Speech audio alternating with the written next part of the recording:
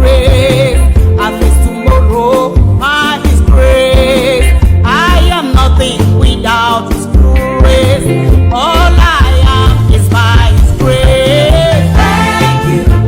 Thank you for grace. Thank you, Lord. Thank you for your grace. Thank you for grace. Thank you, Lord. Thank you for your grace. Jehovah, thank you for grace. Jehovah, I celebrate grace. Isaiah, I recognize your grace. Jehovah, I'll appreciate your grace. Thank you for grace. Thank you, Lord. Thank you for your grace. Thank you for grace. Thank you, Lord. Thank you for your grace.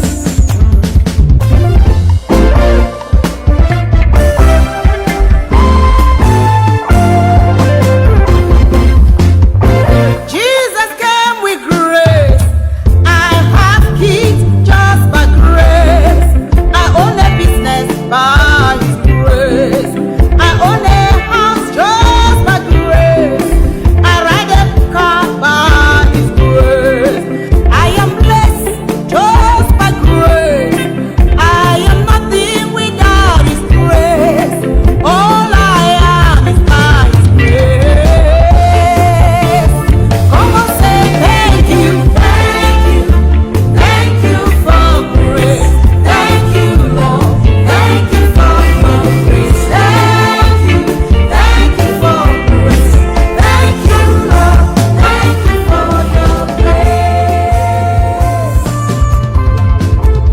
I can sing just by grace. I can dance just by grace. I'm a pastor just by grace. I can preach just by grace. Can rejoice just by grace. Thank you for grace. Thank you for your grace. Thank you for your grace. Thank you for your grace. Thank you for your grace. Thank you for your grace. Thank you for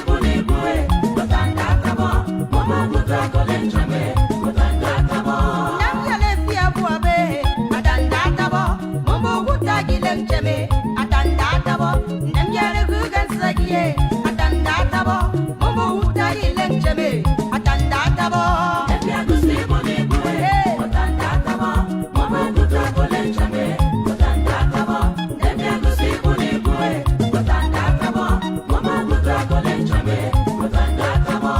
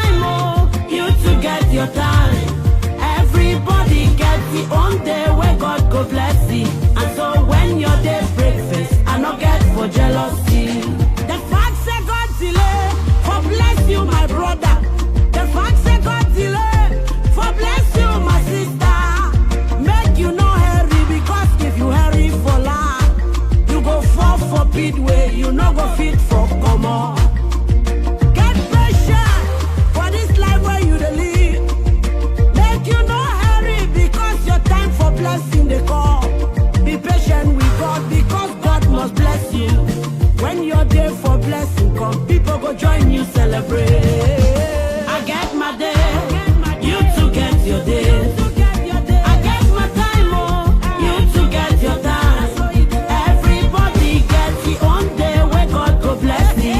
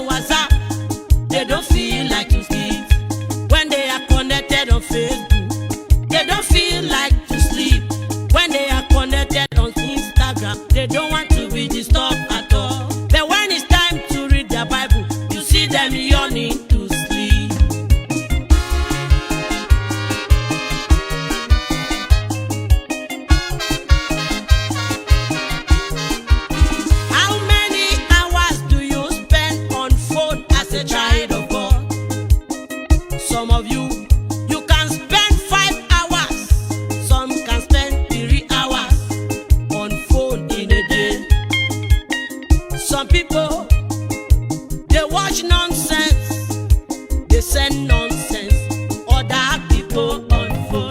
The time you are using on phone to do WhatsApp, Imo, Facebook, if you can use that time for God too, you will know Him. We must be vigilant. Using on phone to do WhatsApp, Imo, Don't let the devil, if you can use that time for God, cheat God's you will time know in Him. your life.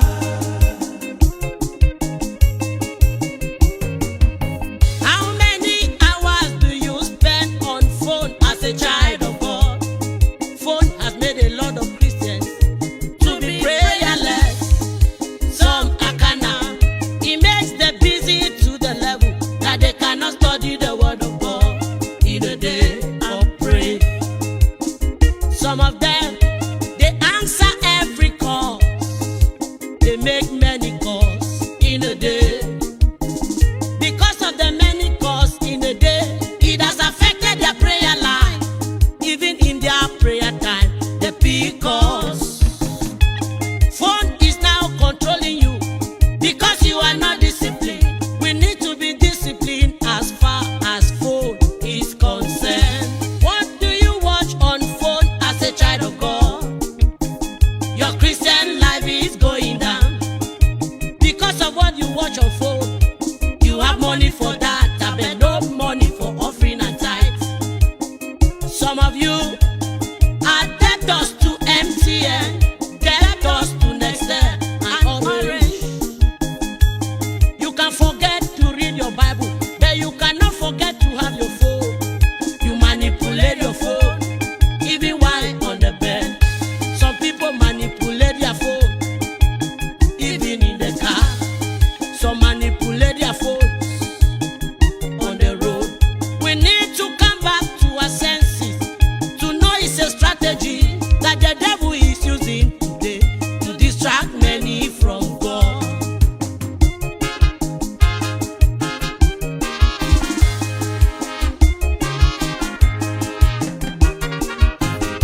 Many lives have been destroyed because of phone. Some youth are fornicators. It all started on phone. They watch nonsense on phone. They talk nonsense on phone. They send nonsense on phone. Nonsense every day. God is talking to us for us to make Him happy with us. We need to be disciplined in our Christian life. Oh yes. And so when coming to church, make sure you off your phone. Any connection for you on that day, Papa God will preserve the cause. When coming to church, make sure you off your phone. Any connection for you on that day, Papa God will preserve the cause. Aha, aha, aha. Not true. Hey, hey. Answering calls in church shows your disrespect for God. Manipulating your phones in church shows your disrespect for God. Going out to answer or make calls shows your disrespect for God.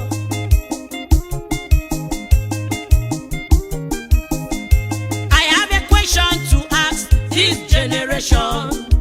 And if you are in this generation, I want you to answer for yourself. Can you answer or make a call in the presence of your president? Can you answer or make a call in the presence of a minister? Can you answer or make a call even in the presence of your highness?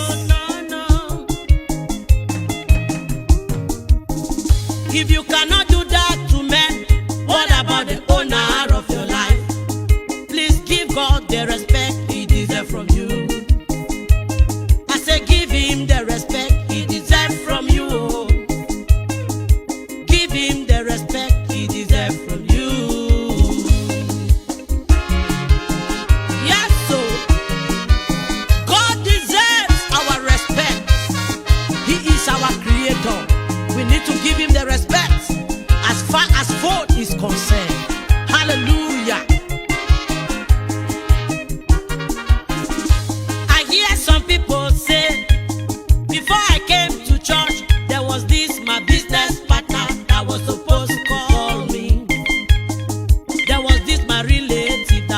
supposed to call me.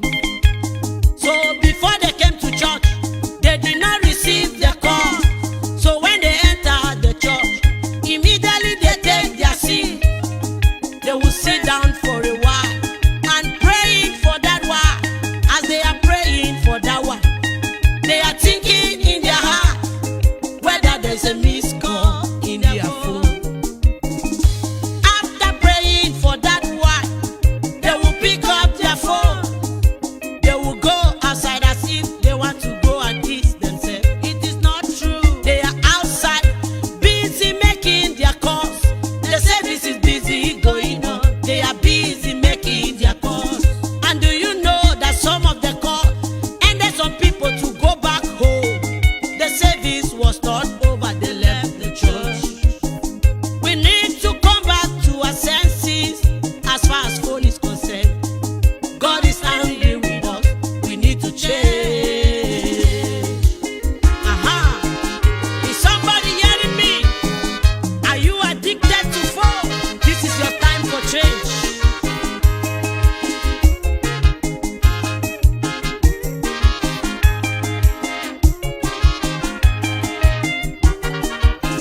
Any man that office or a phone before entering the church, God will be happy because you are giving him the respect.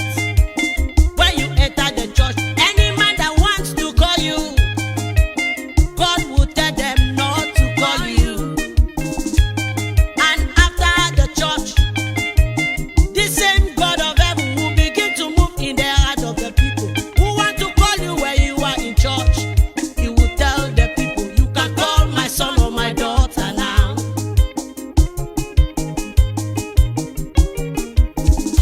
There is no connection a man will have that was not connected by God.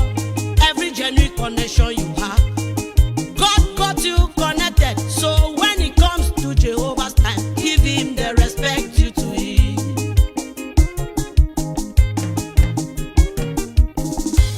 When coming to church, make sure you off your phone. Any connection for you on that day, Papa God will preserve the calls. When coming to church, make sure you off your phone. Any connection for you on that day, Papa God will preserve the calls. The time you are using on phone to do WhatsApp, or Facebook. Yes, If so you can use that time for God, you will know him deeper. The time you are using on phone to do WhatsApp, or Facebook. If you can use that time for God, you will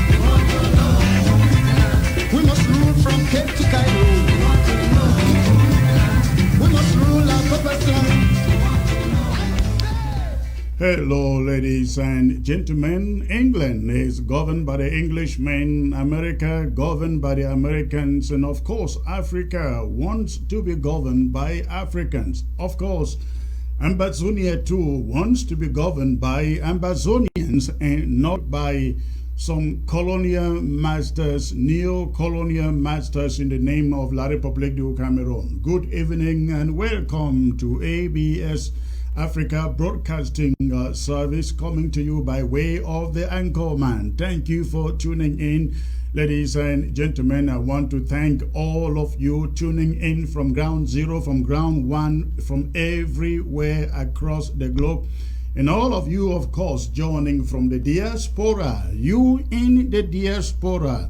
We got some good news coming to you for all of you in the diaspora, but I am not bringing that news today. I'm going to be bringing that news at the weekend, that is on Friday and Sunday, when we have a very special fundraiser for ABS. That is on Friday and on Sunday. Again, special news to all of you in the diaspora. ABS will be coming to your home on television, not by Facebook or YouTube, on television. I'm going to be telling you how, but that will be on Friday. Again, thank you for tuning in. Welcome from Europe, welcome from the continental USA, welcome from South America, from the near and the far east, whoever divided the east. And of course, all of you, ladies and gentlemen, tuning in from ground one, our refugees out there. May God continue to bless you, to protect you and deliver you. But again, most especially, our fighting force out there, referring to the Ambazonia Restoration Forces, who are putting their lives on the line and defending Ambazonia with their own flesh and life. Thank you, ladies and gentlemen, for tuning in. Now, in the next 5 minutes, let's get the numbers jumping on Facebook. I'm going to be having an interesting discussion tonight with Ellie Smith from La République du Cameroon, ladies and gentlemen. I don't think he prides himself to be an Ambazonian. I'm going to be asking him actually where he is from. But ladies and gentlemen, I want to see the numbers jumping out there. And I'd like you to know, here at ABS, we are not afraid of bringing anybody here, because we are well able to handle any guest that we bring here. And do not be mistaken, when we bring guests or bring some programming here, it is not because we endorse what they say. Sometimes what they say becomes education for all of us, and it can then be used to go after our enemy. That is why we bring some of those characters here on the ABS, and program shows like the one that were carried at the weekend in the Stuttgart, Germany, by the Honorable Joseph Weber.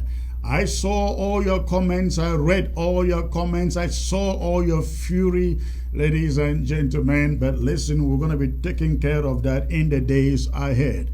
We're going to be taking care of that in the days ahead. Go ahead, hit your share button, and let me see those of you who have joined to be on board and know what is in your mind. Please hit your share button. Hit your share button, ladies and gentlemen. Let's get going. I want to see in the next 5 minutes, let us get at least 700 people. Let us get at least 700 people. I can see my guest is locked on or locked in. I don't see the audio. Ellie, if you can make a little noise over there, let me see whether you can. I can see your audio meter running. No, I can't hear you. I can't see you. Oh, good, perfect, good.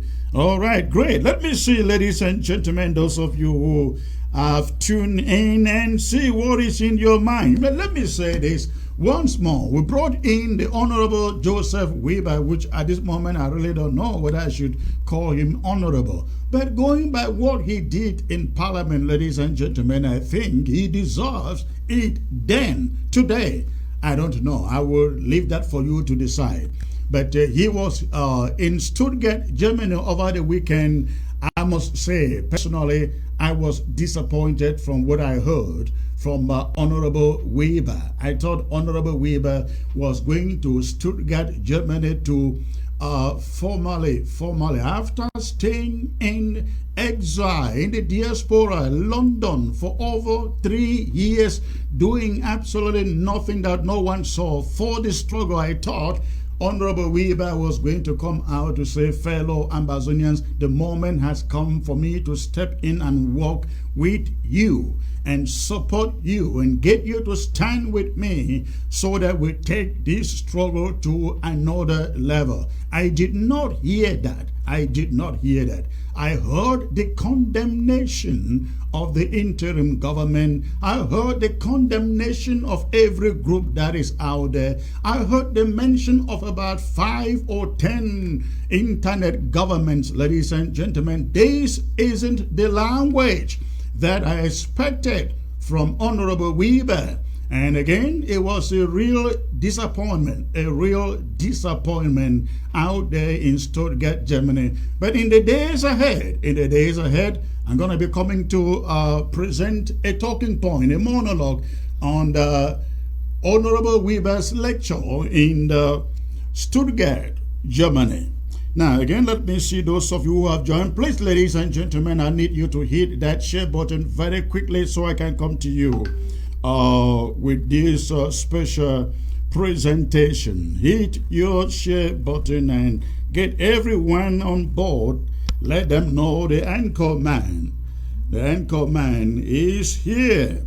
Now I see, I need my glasses here. Though they are broken, I'm just gonna manage it to read. Okay, I see. Ruzolo, Dora, I was disappointed in the Honorable Weber. There you go. Inquiring Freedom, welcome. Secretary Chris says something about the Boy Unity Warriors. They are doing a great job. Okay. Gina Funga, I see you, ma'am. Mado Moni joining from Berlin, Germany. Destiny, new country, I see you. Oh, yes, I was very disappointed. I guess you are referring to the meeting of Weber, at the weekend. I see Clovis Inchi, God bless you. Bobga, retire Esther. The great man is around again. Thank you, Secretary Chris. Thank you, ma'am. I see Sarah White. Sarah White said, God bless you. I am Manyo. Welcome, our great anchor man. I see also Mercy Freedom. Greetings, Communication Secretary. Thank you. Formoso Augustine Brown, good evening. Okay, ladies and gentlemen, please, I need to see the numbers jumping within the next 5 minutes. Within the next 5 minutes, I need to see the numbers jumping, and please do that quickly. Martin Neighbor, I see you. You are a great hero. Secretary Chris, all right. Mume Darga Napoleon, remain strong. Secretary Chris, don't mind the detractors. They're always there, right? Never got to worry about them. You know that. I see also Mercy Freedom, 95% disappointed with Honorable Weber. Okay, Taya Innocent Weyi, joining from Ground Zero, Fako County, wonderful. Vanessa Avara says the anchor man is live. Hold the guest for Ikanas. All right. Jolly Jojo, great to have you there. A.B. Nixon, welcome on board. Secretary Chris, Jack McDavid, hi, the Lion Man. Okay, ladies and gentlemen, please, I need to see the numbers jumping. If you have just joined, go ahead and hit your share button. Let us quickly populate the platform. And while you do so, I need to do some housekeeping before I bring in my guest for tonight. I'm going to be having, ladies and gentlemen, as my very special guest tonight, the one and only Ellie Smith. Ellie Smith joining me from La République du Cameroon. He is full with insight of what is going on in the body politics of La République du Cameroon, and he will be, I guess, educating us as to why La République du Cameroon would not go in for negotiation, why the Grand National Dialogue is not yielding results, and many other things. So please go ahead and hit your share button before we get there. Now, before we get there, let me bring you again these headlines here. Ambazonia, ladies and gentlemen, has been shut down. It began today, Monday. I know it's late on ground zero. As I speak, it's over 8 p.m. Actually going to 9 p.m. on ground zero as I come to you. But let me announce once more, ground zero is shut down.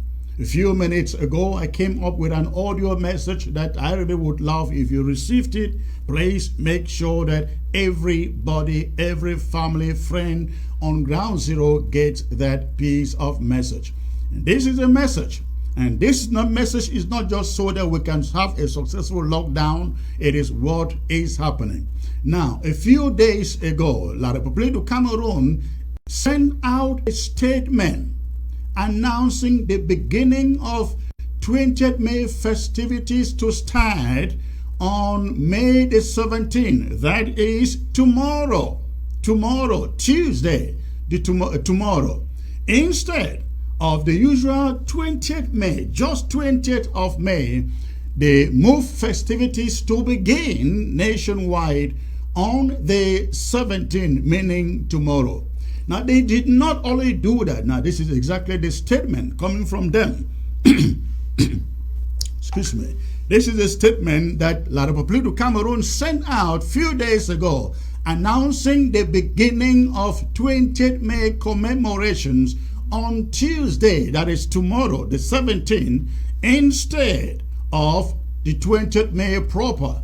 Now, the statement reads, within the framework of activities marking the 50th edition of the National Day in Bamenda, I have the honor to request you to mobilize all schools in Bamenda 1, 2, and Bamenda 3 subdivisions to actively take part in the launching of the National Day on Tuesday, ladies and gentlemen.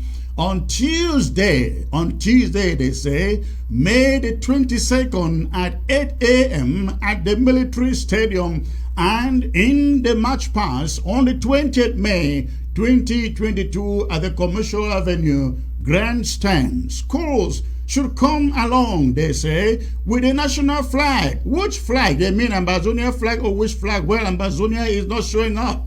So they should come with a national flag, signpost, and also designate a representative to take the attendance of participants. Come on, ladies and gentlemen, to do what? Take the attendance of participants. They are essentially trying to force everybody to show up at that grandstand. The entire secondary education community is therefore expected to mobilize and take part massively during this year's edition.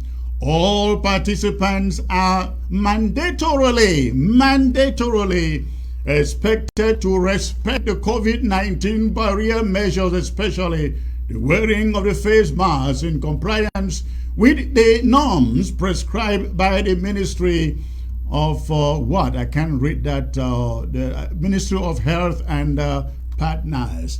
The Ministry of Health and Partners. Fellow Ambazonians. So instead of the regular 20th May, it will be the 17th, starting tomorrow, the 17th. They are calling on school children and whoever they can lay hands on to show up and participate in the commemoration. Now, they are also calling for a registration. As I said a few minutes ago, about an hour ago, I put out an audio message to the effect that French Cameroon has also now deployed soldiers all over major towns and cities in Ambazonia, talking about Bamenda, Victoria, Tiko, Motengene, Boya, Munya, Moyoka, Kumba, Mamfe, Kumbo, and Bamenda, of course.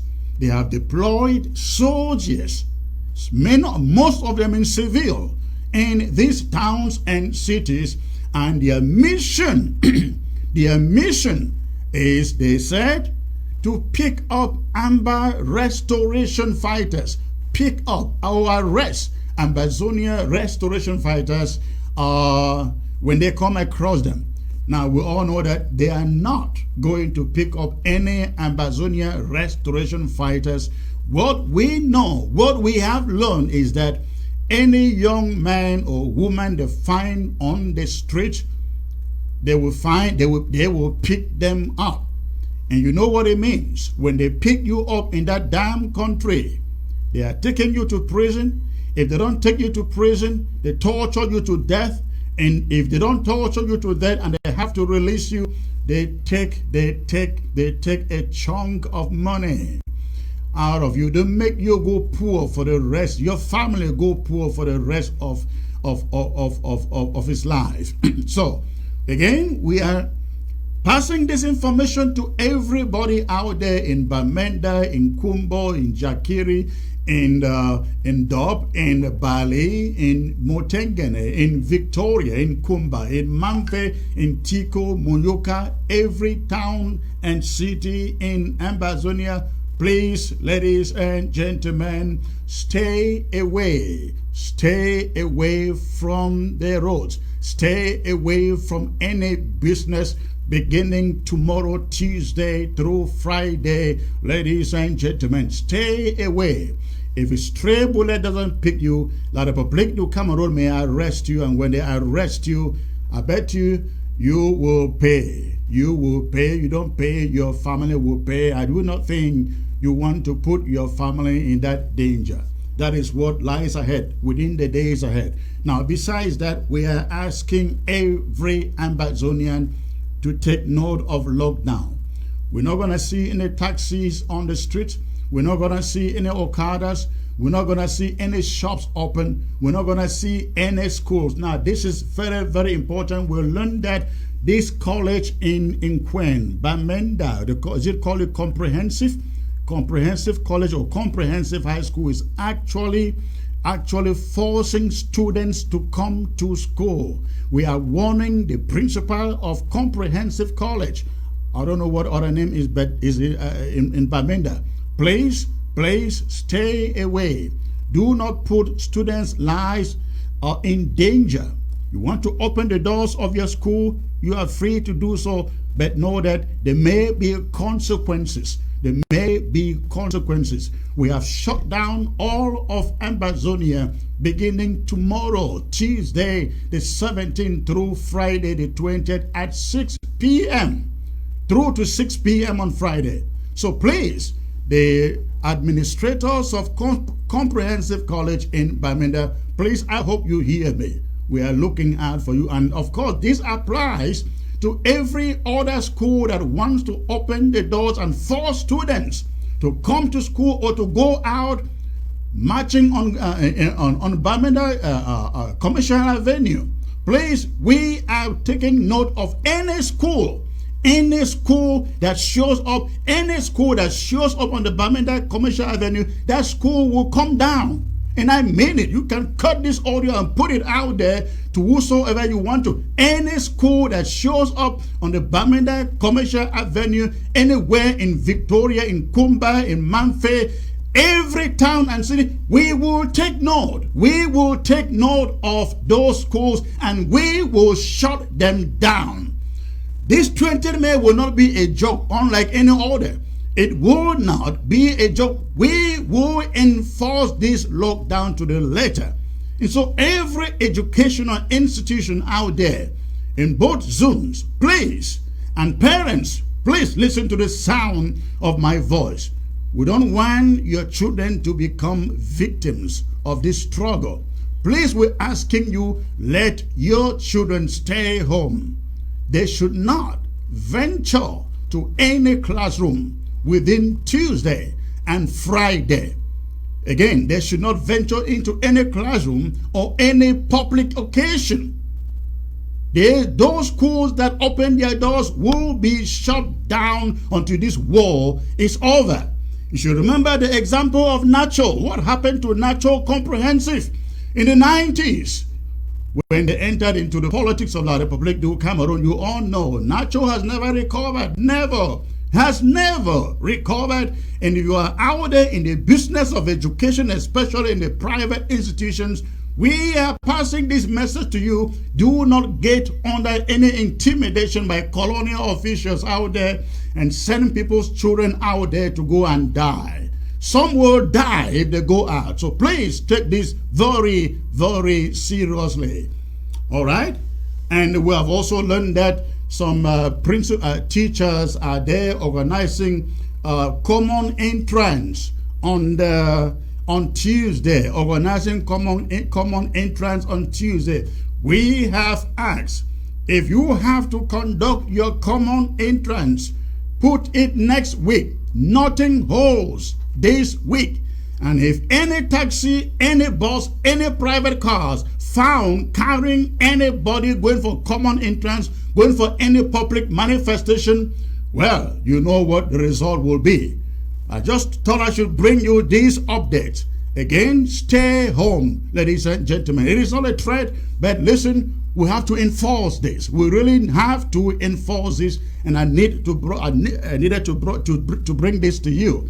All right, ladies and gentlemen, I will now bring to you my guest for today, and I have a very important guest joining me today.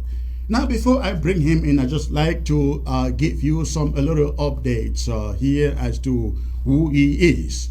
We're all aware. No, before I get there, I'm sorry, I'll take one more item. Something is going on in Mbalangi. Now, you all know, if you are familiar with the territory, Mbalangi is in the Kumba. Mbalangi is in Kumba, ladies and gentlemen. We have learned and seen footages of dozens of what we call blacklegs and enablers picked up by Ambazonia Restoration Forces. And I'd like you to take a look at the images before I bring you my commentary on that subject. Please take a look at them. 2022, we didn't have a Balangi here. With the civilian, they were talking no one Amba for Balangi. So we don't come for here because of security. We will go to some particular people. We give Balangi people, even to the least person, what an innocent person. We give them 1 week. Say no money to go books, no store to open inside Balangi. All man will stay inside house. Buy a child, remember inside house. No money to travel. If any man travel inside bush or any man open his store, we go nakana you to and no good for you. We don't come today with peacekeeping mission. Or they build there for Balangi.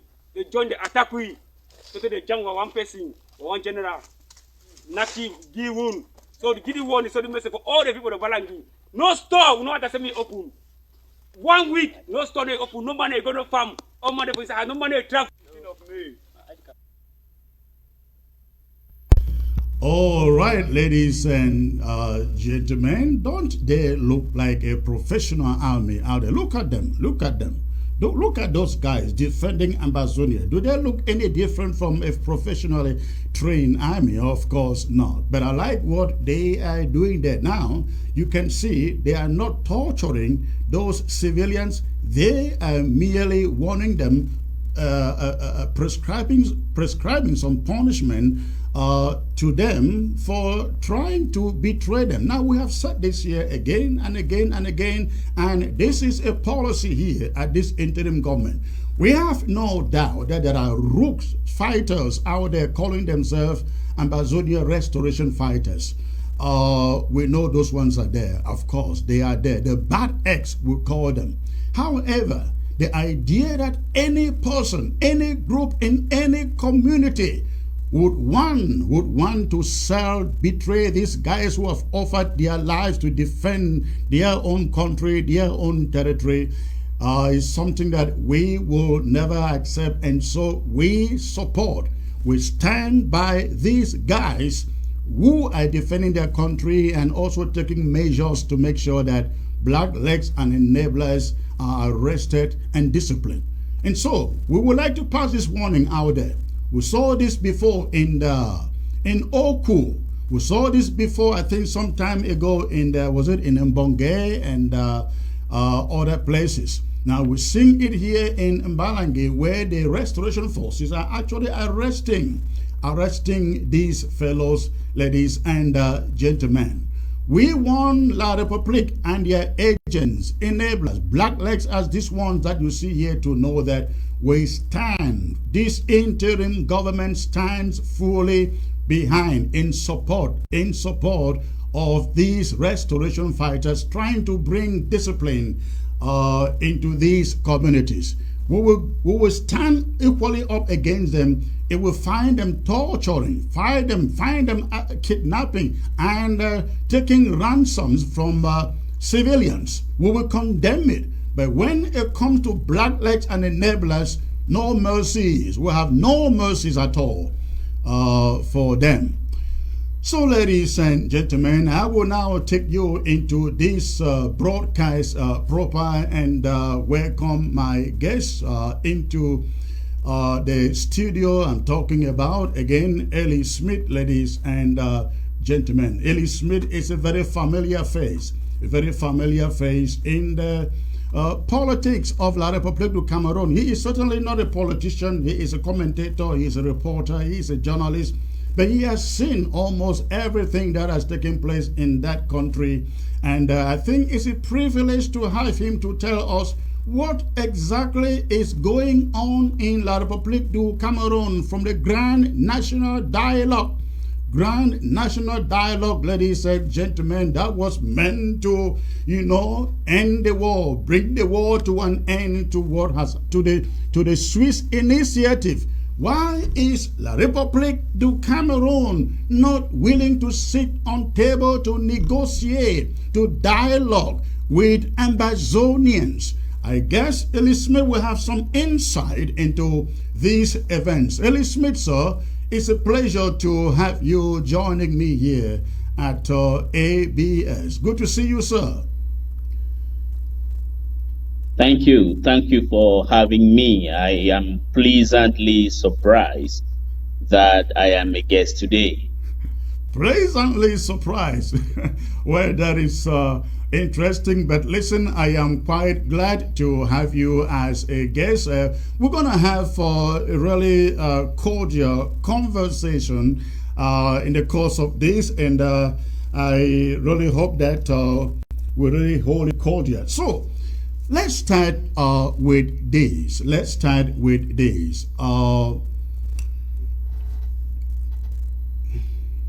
You describe, I want to present this clip for you to take a look. This is a statement you made in about 4 years ago. 4 years ago, that is...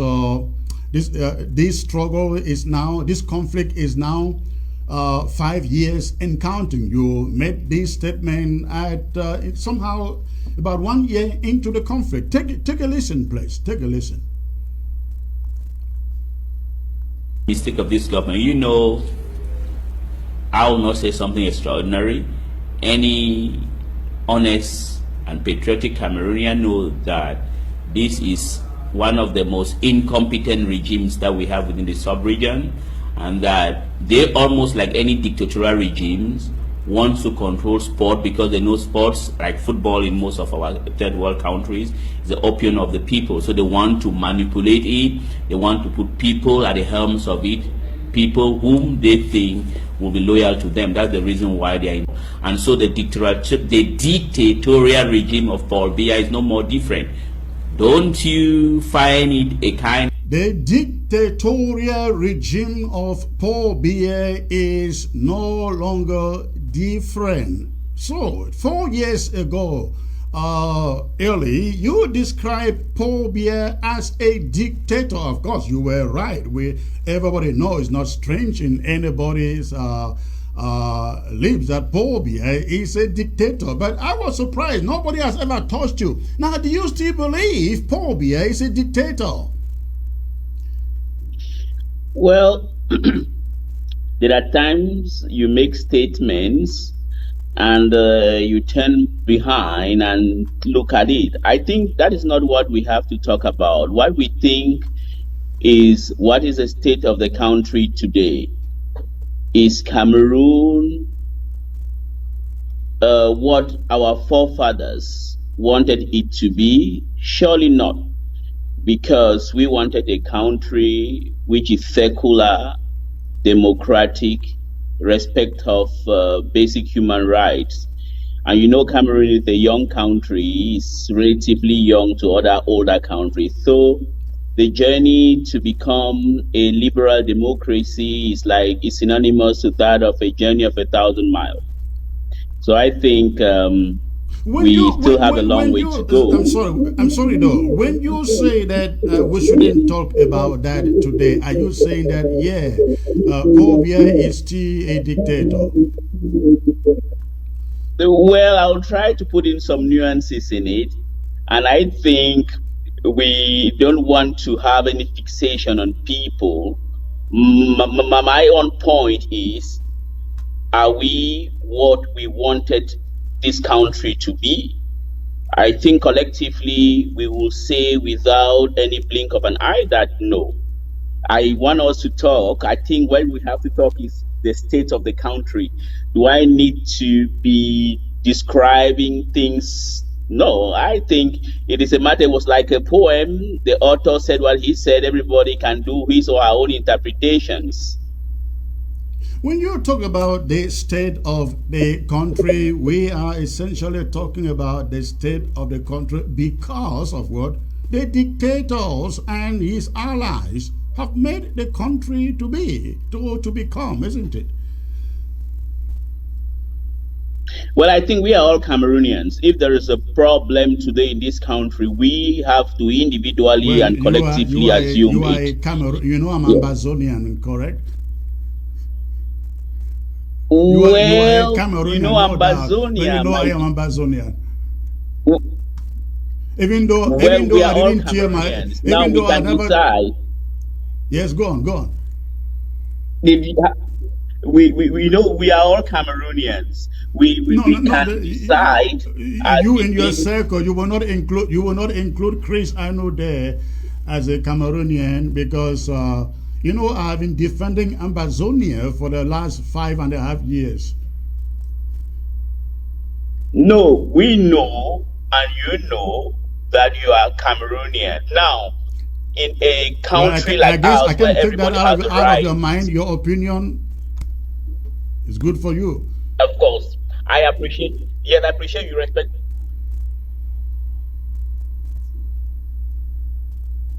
my opinion. I respect yours. I think everything be feud, and I can understand that some children of this family are angry and decide that today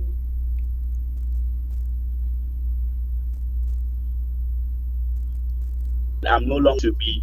That I can understand. Understand that some people may decide that they are not Cameroonians. That is not a problem.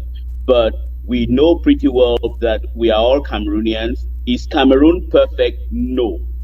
Has Cameroon gotten problems? Yes. Can it be improved? Yes, it can be improved with the collective help of all of us. Now, you know that the war has... By the way, do you consider this war a crisis? Do you call this a war? I consider it a war. No, I consider it a war. When you consider it to be a war. Good. Yeah, we are at war. We are at war. Anybody who thinks the contrary, I think, well, I consider there is a war going on, and a war is a crisis, but we are at war. No, so the war has been going on for 5 years and counting right now. And La République du Cameroon has done everything except the one thing they should be doing, which is sitting on the dialogue table to discuss or to decide on this form of state with Amazonia. You look at Ukraine from day number one that Russia waged war against Ukraine. They were on the conference table negotiating how they can end it. Even now, it is suspended. But you know that from day number one, Ukraine and Russia, they were meeting and sitting on the conference table to discuss possible means to peace. You have a lot of experience dealing with the political class over there. What has it been so hard for them to say, let's sit down and talk to the people that matter in this conflict? Well, I think we have to be honest with each other. The government has been trying to negotiate or dialogue from day one. Now, is it the format that others would have wanted? But you will see that, for example, you talked about the major national dialogue. I think it was the apex of all the minor and major dialogue or initiatives that were taking place, that the grand finale was at the major national dialogue. The other problem that we must admit is this. You know, the problem that our other brothers have is that they have a when you say our other bewildering brothers, array. who are you referring to? The Francophones? I'm referring to people, our other disgruntled brothers, like those who have decided to push the button further by taking up arms, and by also at one point, which I think it will be corrected, decided that they are no longer part of the family, and they have a bewildering array of camps, which is also almost impossible to entertain and talk with them. For example, if you want to talk to, let's say, So are you saying that, I'm ADF, sorry, I'm sorry. So are you saying that yes, the Grand National Dialogue, as they call it, would have preferred to speak to the armed groups and not to the political leadership? Is that what you are saying? no, that's what I know. That is not what I'm saying. The major national dialogue was a reunion of all sons and daughters of the country. In particular, those who openly and courageously manifested their discontent. And if I'm not wrong, all of them were invited. And if I'm not wrong again, when they were invited to take part, they decided not to take part, but decided to go to Switzerland. Had it been they took part, I think they would have been able to make their contribution known.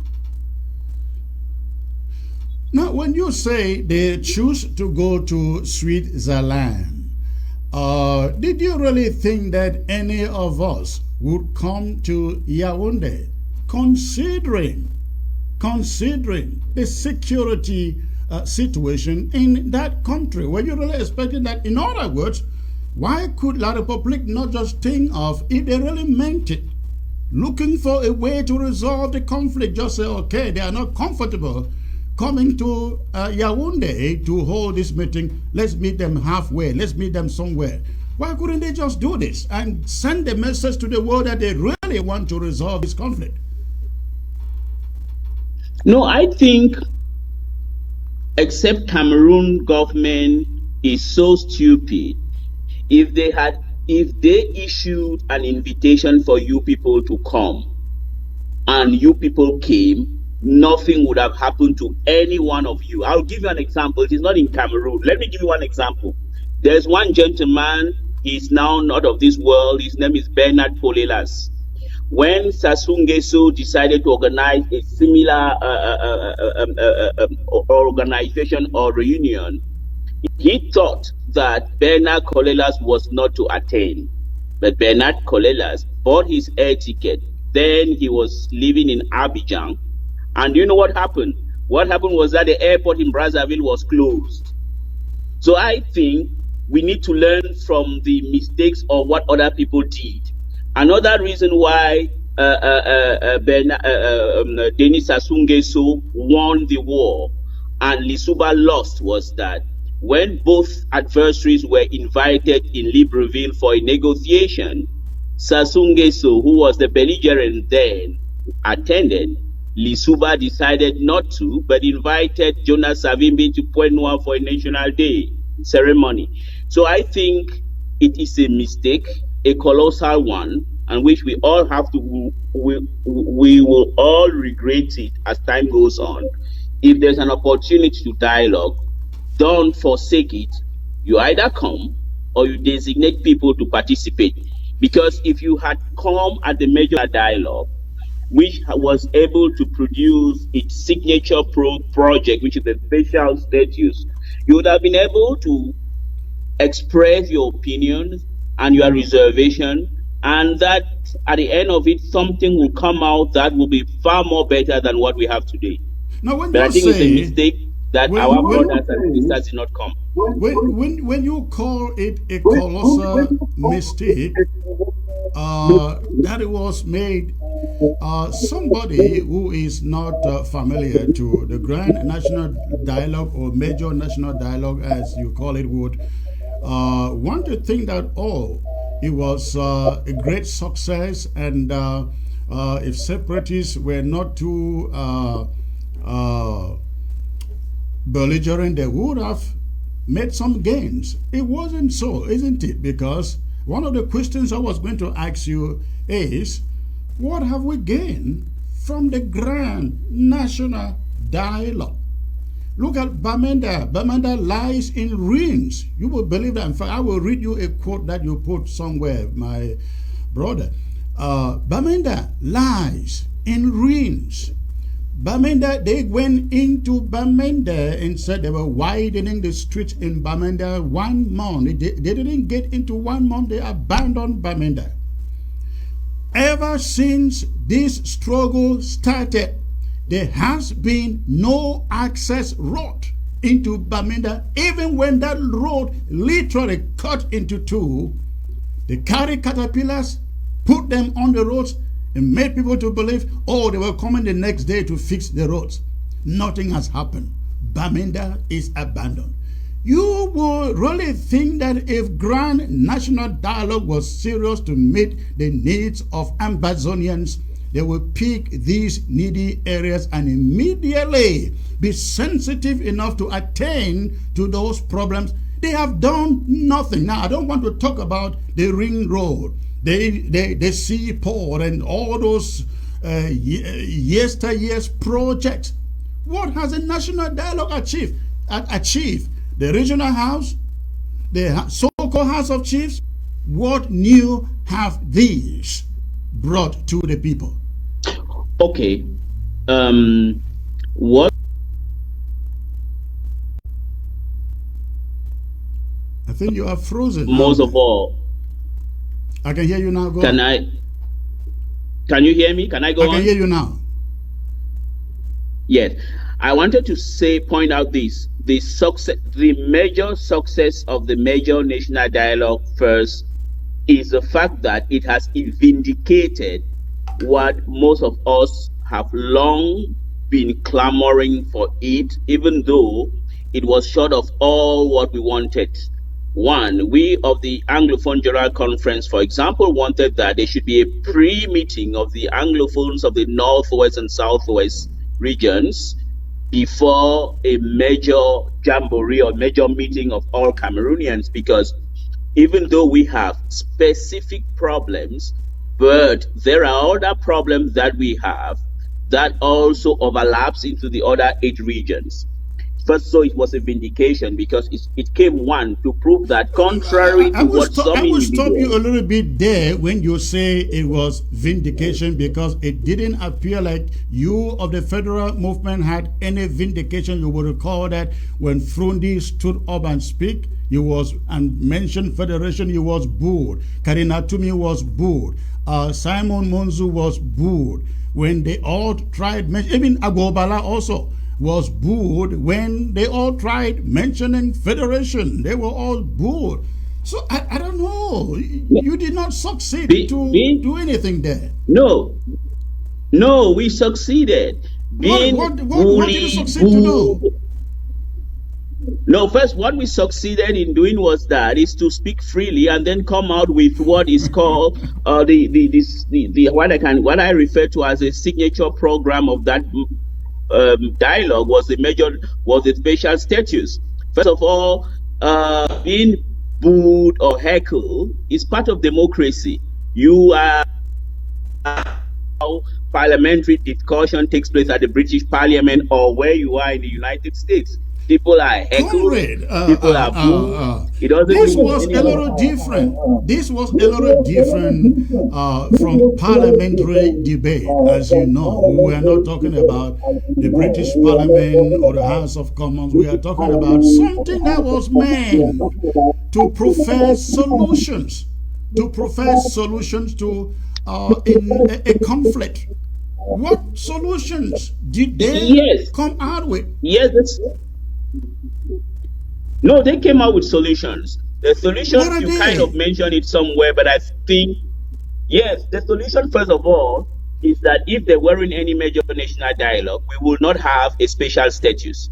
And in the special status is akin to what happens to Scotland or Northern Ireland. You know, a country has the constitution or the construction of a country is dynamic, it is not static. Remember, it was I think in May 1707 that England and Scotland united. It was also, I think, in 1801 that England united.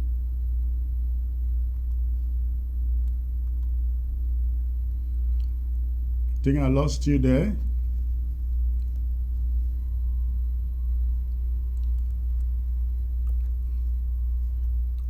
I think I lost your connection. I hope you can still hear me.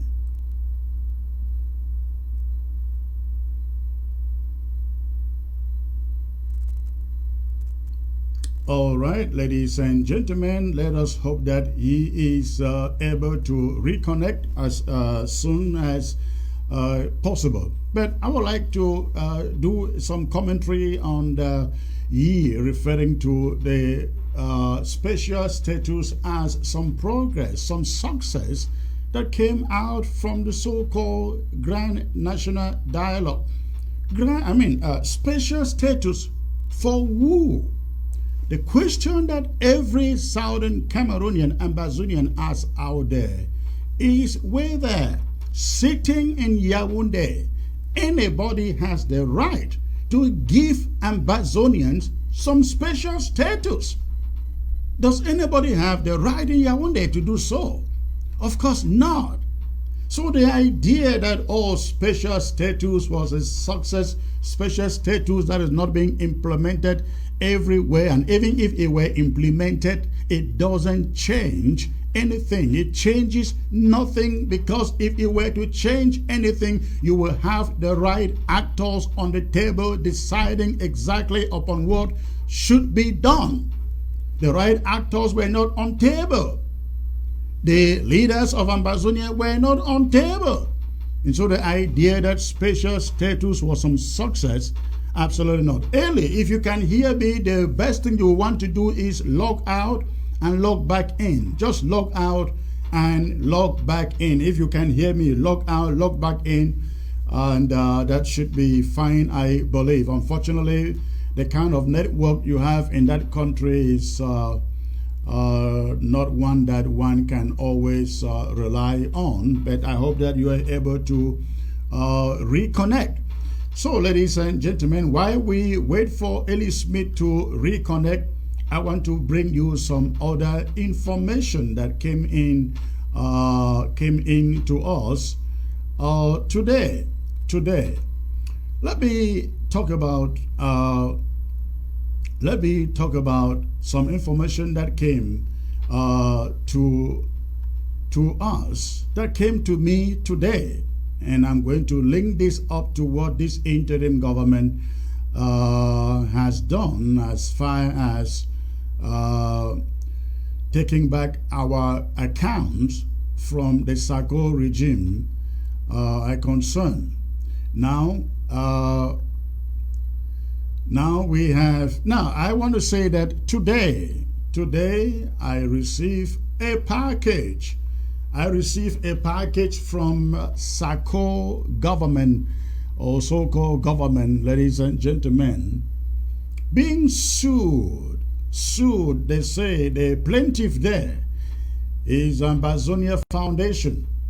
Ambazonia Foundation is the plaintiff. Now you know that Sako's name will never feature anywhere.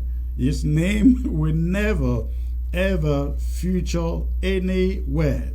So I received this certified mail from somewhere, Ekome Sako, suing yours truly. Now I guess this is actually coming late. I think this was supposed to come the same time that one was sent to Richard Tangu, the treasurer, Blaise Che, and Frida Ashu, John Egiawan, Edwin Monono, because I see they are all listed.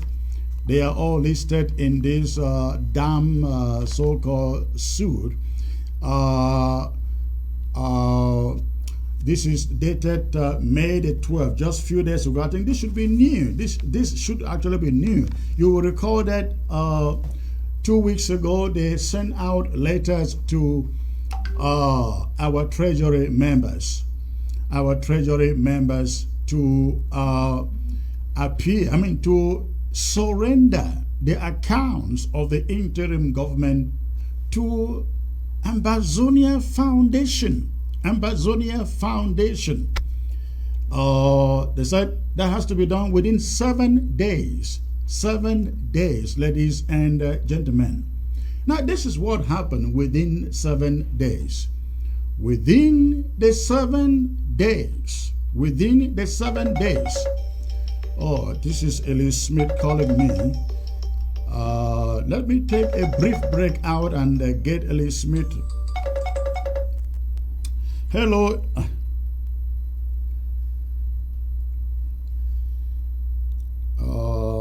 Connection problem here, Ellie. I can't, you are not connected.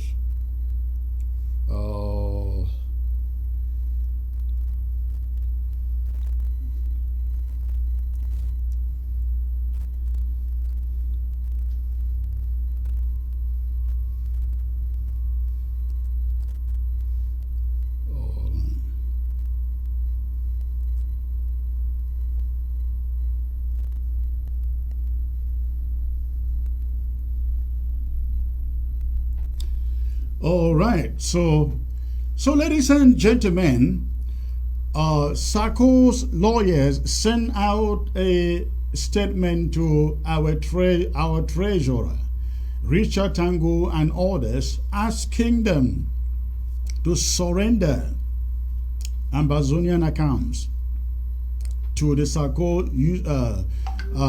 pseudo government, and in 7 days, Richard and the rest of the Treasury Board members were able to utilize it in a very effective, efficient way by taking back the last account, interim government account, that was still in keeping by the impeach and remove Samuel Ikome Sako. Okay, listen to me carefully. They gave them 7 days. Their lawyers gave the Treasury Board members 7 days to return the accounts, the Ambazonian accounts, your accounts, ladies and gentlemen, to return it in 7 days. Now, what they did was return that account. What they did was, instead of returning those accounts, they went after the last one.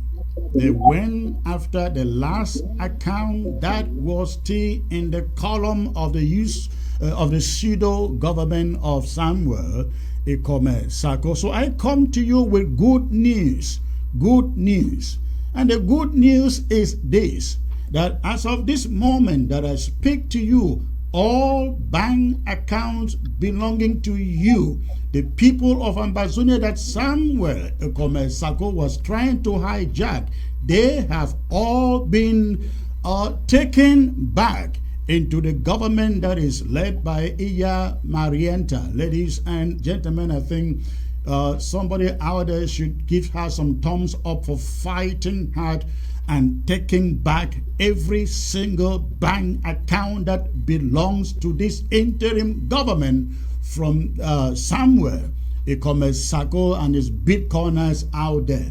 So yes, they used the 7 days to retrieve the last account, and your money was in there. How much was in there I cannot say right now, but we know that your money was still in there. So you can imagine what is going on that side. I hope that Ochiba hears this and know that his government is dead, ladies and gentlemen. So you know what should be happening over there now. We have retrieved all the bank accounts that belongs to you, the people of Ambazonia. CID online bank account is also in our column. The federal government website is also in our column. Sako and his gang have been stripped of everything except A, B, C, and I can assure them, they have written here calling me to come to court and tell them why I should not take off my hands over A, B, C. Now, when I get to court, I will tell them why A, B, C doesn't belong to any of them. A, B, C belongs to Ambazonia people under Ambazonia Foundation, and thank God the plaintiff here is Ambazonia Foundation, not Sako, not Martin Mungwa, not Eric Ate, not Milichi, not Aringwa. It doesn't belong to any of them. It belongs to all of you out there, ladies and gentlemen. And so I am really excited receiving this letter, looking forward to show up to let Samuel Ikome Sako know that he thinks, con people, they think that they're smart a lot. They are not. But thank God Ellie Smith is able to join me back. Ellie, thank you for being able to make it back. So I can understand the difficulties with network over there in that damn country. Thank you for getting back. But let's get back to the subject. You were talking about the success of the so-called Grand National Dialogue in the passing of the special status. I mean, it will make sense if special status is actually, if there is something. I mean, let me put it this way. What do we have to show for special status after 2.5 years? What do we have to show for it when you call it a success? Yeah, what I want to point out is, for example, yes, the special status came up with the House of Chiefs and the local parliaments, and then the presidents of the regional assemblies of the Northwest and Southwest regions have executive powers. We have the ombudsman, or the public conciliator. We have the Commissioner for Education, which means we have control of our educational system. That is a progress. And even the legal aspect. And if you could recall, it is because the educational system of these two regions were being tampered with. That was the reason why lawyers and teachers went down the street peacefully to ask that, in respect of the constitution of this country, the French and English language should be at par, at the same footing. So with the special status, those are what have been achieved. And I think it's something that we need to congratulate, encourage those who had the courage to participate and gave their all for such to come out. But as I was saying, there is nothing that a human being does that is perfect. So the special status is there. It's a working document. It is subject to improvement. Yeah, I hear you, but there is a big problem there. Early, you have lived in that country and you have done some wonderful journalism as far as reporting is concerned. You have listened to every diplomat out there, listen to the international media, and they will tell you that this conflict started over started with teachers taking to the streets, our lawyers beating on the street, protesting the legal system. Be a grand national dialogue or special status hasn't resolved this going to 6 years. No, a point of correction. It is trying to improve it. I remember I told you it will be dishonest on my part and on the part of anybody who thought the major national dialogue will be held and like a magic wand, everything will be over. The major national dialogue was a success in itself because it came to show that contrary to what some individuals felt estimated, there is a lingering Anglophone problem. This is what I will consider success, comrade. This is what I will consider success, because when teachers take to the street and complain about the educational system, especially having French teachers in English classrooms, what stopped the government in Yaoundé passing a decree as they know how to do and say, if you speak French in English, Anglophone classroom, leave the classroom, return to Bafoussam, return to Mbunda, Douala, or Yaoundé? And what stopped them from saying, if you were in any courtroom in Ambazonia, Southern Cameroon, presiding over, speaking in French as a procureur, or they call it gouverneur, the gouvernement, or something, those terminologies. What stopped them? These are things that happen just by decree. What stopped them from saying, hey, withdraw? We are instituting the Anglo-Saxon educational system and legal system, common law system in the Southern Cameroon. Why couldn't they just do this? At least it will be face saving to say that they are trying to do something, at least, right? It takes only a decree for them to do that. No, Chris, I understand. My brother, if I interrupted you, I can understand full well you are not in Cameroon. Please ask another person. There is no courtroom in the southwest or northwest today where the presiding judge dishes or discharges or dispenses the rulings in French. Everything is done in English. I'm telling you, I repeat. I will go with your word, only because I cannot confirm it.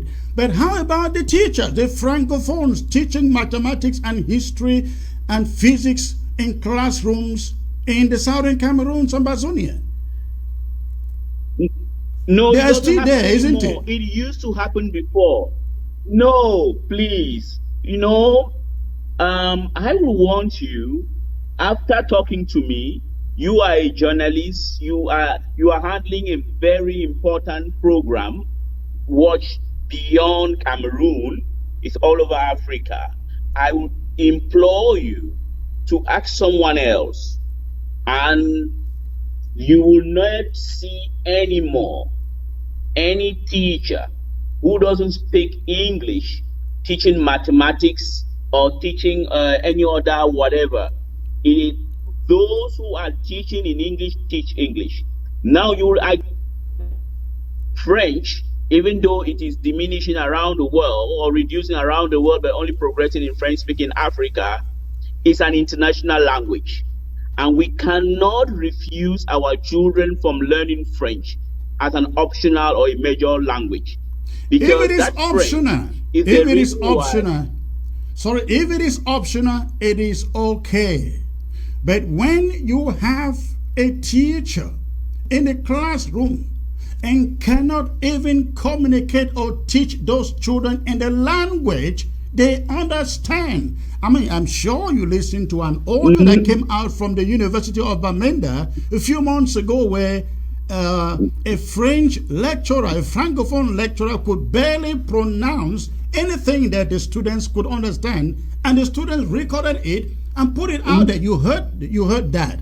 How do you have lecturers like that who cannot communicate with the students they teach to remain in those classes? Chris. No, Chris. Chris, I repeat. You know, also, let me let you understand something that you know. Sometimes people are of bad faith. I can assure you that it cannot happen anymore in the northwest or southwest regions of this country. But these teachers are still out there early. These teachers are still out. We are talking about just a few months ago when this audio came out from the University of Bamenda. No, some people, well, I've not seen that audio, but I doubt it very much. What I know is that there are people who opt to learn French. And I don't want our children not to learn French. You know, today, Chris. No. You are misplacing the issue. This is not about learning French. I don't care if anybody chooses to learn French, that is their choice. But coming into a purely Anglo-Saxon educational setting and sending them teachers who understand no other language but French to teach them in a way they can't even understand, don't you see that to be a problem, a big problem? No, that was, I'm sorry, my dear brother, that was before 2016. Now in 2022, 2021, that sort of anomaly doesn't happen anymore because the government has now understood that you cannot, and it's not even in the interest of the government to do such. We have the special status. If such were to happen, or if it had happened as you claim, or the audio you say was circulating, which I have not seen it, I think was a mistake, but it doesn't happen now.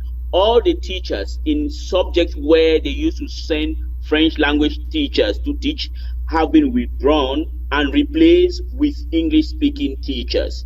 And one other progress that has been done is that at the Advanced School of Magistracy, we have a common law bench already. So there are some progress being done, Chris. The thing is, I would like you to come back home, come to Cameroon, and come to the northwest or southwest and go to the universities of Boya and Bamenda. You will discover that the attempt to drown out English has failed woefully. And this is thanks to all the efforts that all of us collectively have been doing to defend our identity. And on the other hand, the other problem that I have is we should not just hold on there. We are still on this language issue. I don't buy it at all for a second when you said all those teachers have been replaced, but let's keep that aside. I know that probably before this show is over, somebody will be calling you and me and telling us it's not over yet, that there are still French-speaking teachers in our schools. But how about these French governors in Bamenda, in Boya, these French SDOs? You count the colonial SDOs in all of Amazonia, the 13 counties, you will not find up to 6 English-speaking Ambazonians or Southern Cameroonians, and you know for your life in that country that it's a policy that Francophone administrators are sent to lord over Southern Cameroonians.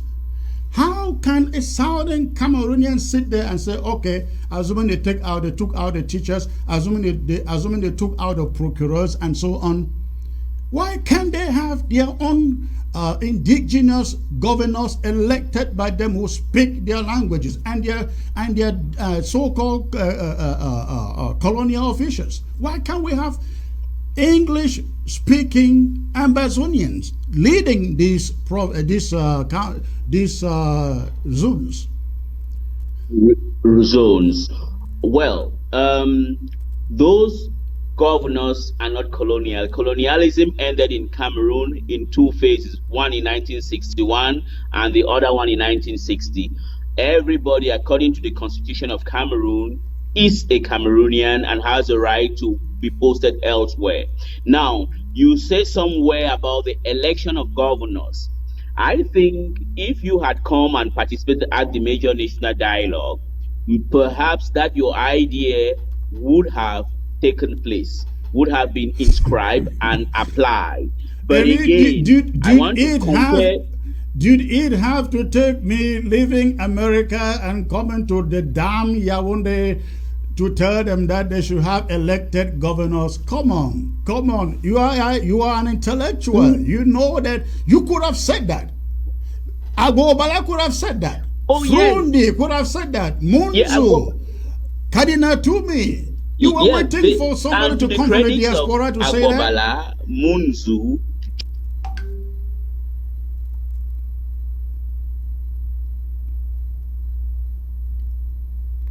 I think we're having network issues again with Eli Smith. Eli, I see you frozen on the screen. I was loving this conversation. If you can just log out and log back in, if you can hear me, that is the way to go. You log out and you log back in. That will be great. We are monitoring that here. Well, ladies and gentlemen, let me get back to the subject of the lawsuit that is coming from Samuel Ekome Sako.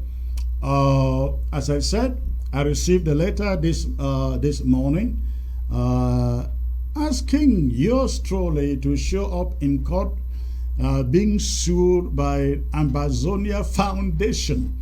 And I was just smiling and laughing and wondering, who is Ambazonia Foundation? Was it owned by some individuals? Or is owned by the people of Ambazonia? Of course, Ambazonia Foundation is Ambazonians. And I can't wait to get to court to find out who stands there to represent Ambazonia Foundation, or rather, Chris Anu. I'm qualified to represent Ambazonia Foundation. You are qualified to represent Ambazonia Foundation. And when it comes to corporate representation, of course, it is Ambazonia Restoration Council. Ladies and gentlemen, Sako is making a grave mistake and he will end up in jail. He will truly end up in jail. I can assure him and the people. Now, what he does, he doesn't put his name on anything. He doesn't put his name on anything. He's putting Victor Nyanne and a few others to go and show up and defend Ambazonia Foundation. It's going to get down to be really, really bad.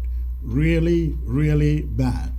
We don't know how somebody thinks that he is impeached and removed and he can sue other people. He can sue other people with what authority? With what authority? What powers?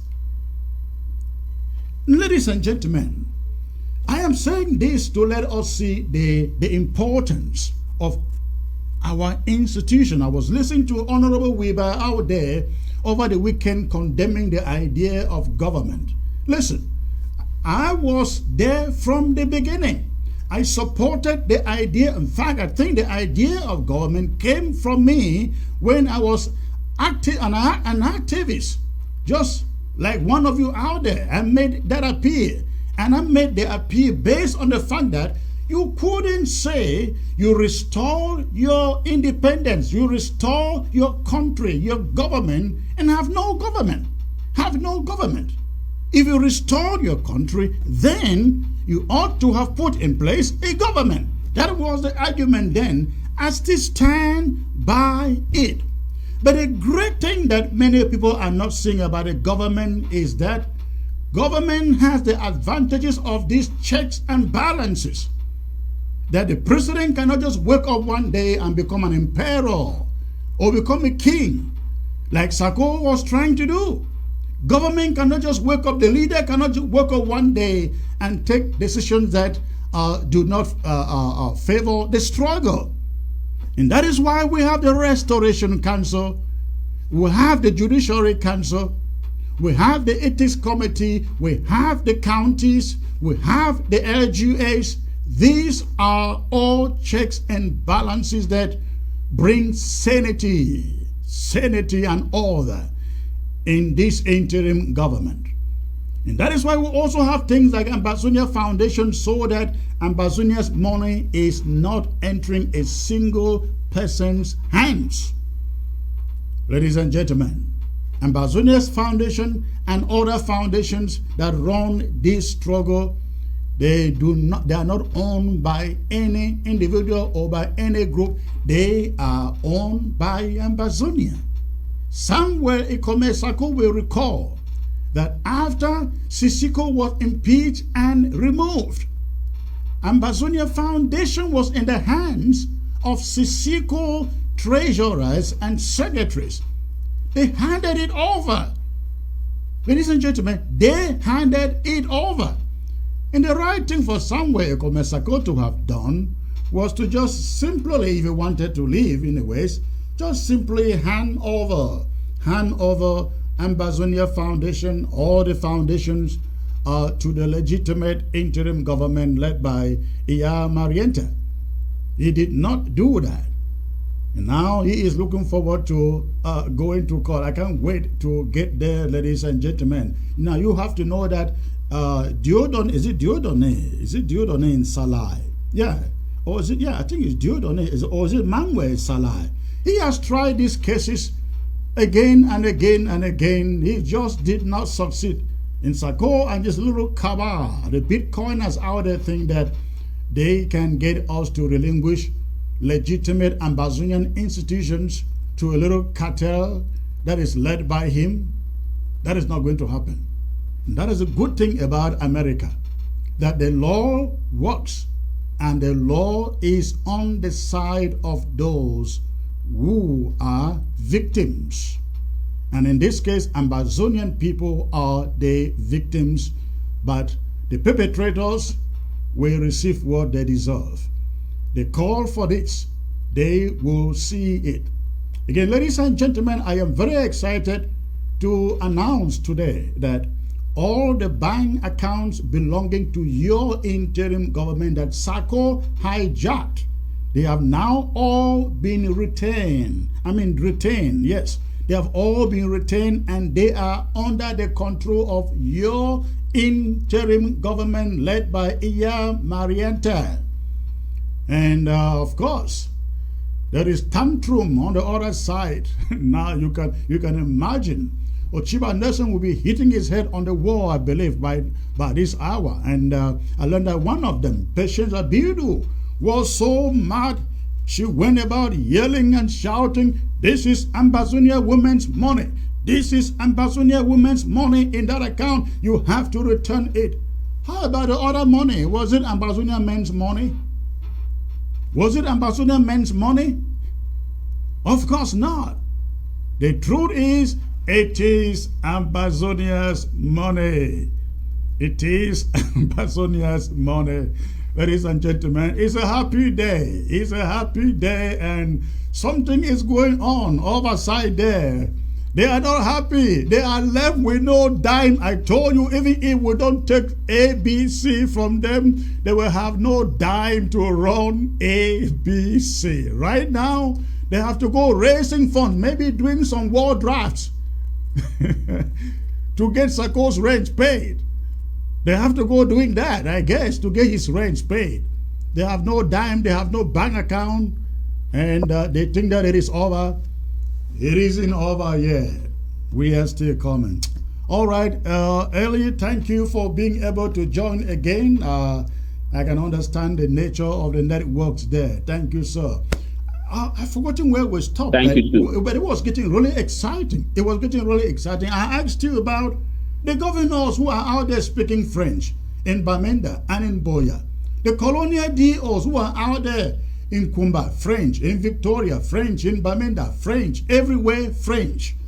And you say that that the grand national dialogue and the special status was successful? Did anything change? No, it was successful. The idea of the major national dialogue was not to drive away a part of Cameroon, some Cameroonians from part of the country. We are all Cameroonians. We have our specificities. Now, those our compatriots that you term colonialists, I want to remind you that colonialism ended in Cameroon in two phases. 1961 for Southern Cameroons and 1960 for East Cameroon. So and it began, that is not a question. It ended in 1961 and restarted in 1972. We're going to come to that. Yes. Well, in 1972, as I said, it's like the evolution of a country. We may not all agree how it turned out, but it's part of the evolution of the country. That was the reason why I made a comparison with another major country that all of us know, which is the United Kingdom of Great Britain and Northern Ireland, that Scotland and England united in 1707, and it was in 1989 that there was a devolution of power for Scotland. The same thing in all over. So things are bound to improve in Cameroon for the better. Well, if you say bound to improve in Cameroon, I would say, yeah, maybe the better. For Ambazonia, it's a whole different case. If you are talking about both countries, it's a whole different case.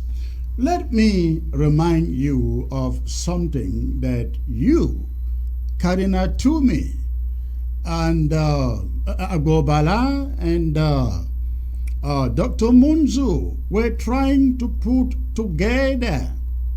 You call it, I think it was called the All Anglophones. What was the name, please? The right name to that? Anglophone General Conference. Anglophone General Conference. Anglophone General Conference, according to you, was meant to bring together all this elite to come sit on the table and decide what their grievances, or as I call it, Anglophone grievances are. Now, you know that most of us here in the diaspora objected to it, and we were going to do everything to make sure it did not happen. Some of you asked why. Dr. Mozu actually went out on TV and said, I was the one who messed it up, who made it not to hold, or something like that. But this is the point. Did it have to take some all Anglophone conference for Anglophones, those of you who are Anglophones, to let the world know what the problems of those Anglophones are? We've had AAC 1, AAC 2. They've been to the United Nations. You were a reporter in those days and you know all of these. What was the need for this all conference when your people are saying they want their own country back and they have actually declared their independence? Was it necessary? It was necessary. It was necessary because the Anglophone uprising or crisis that has morphed into a full-fledged war now is cyclical. And yes, we have had the AAC 1, AAC 2, but that was kind of 3 decades ago. The realities have changed. That is the reason why the Anglophone General Conference, initiated by Cardinal Toomey, was that the Anglophones of the Northwest and Southwest region should meet and designate among themselves whom or the person they are going to send for a national dialogue, a national debate, or a national reunion. It was necessary. And we went to the major national dialogue simply because 3/4 of the speech of the President of the Republic announcing the announcing the calling for the major national dialogue really jarred with what we wanted. That was the reason why we went there, and we do not regret of having taken part at the major national dialogue. If something similar were to happen again, we will take part. Now, Eli, when you say that, I mean, you keep going back to this national dialogue thing.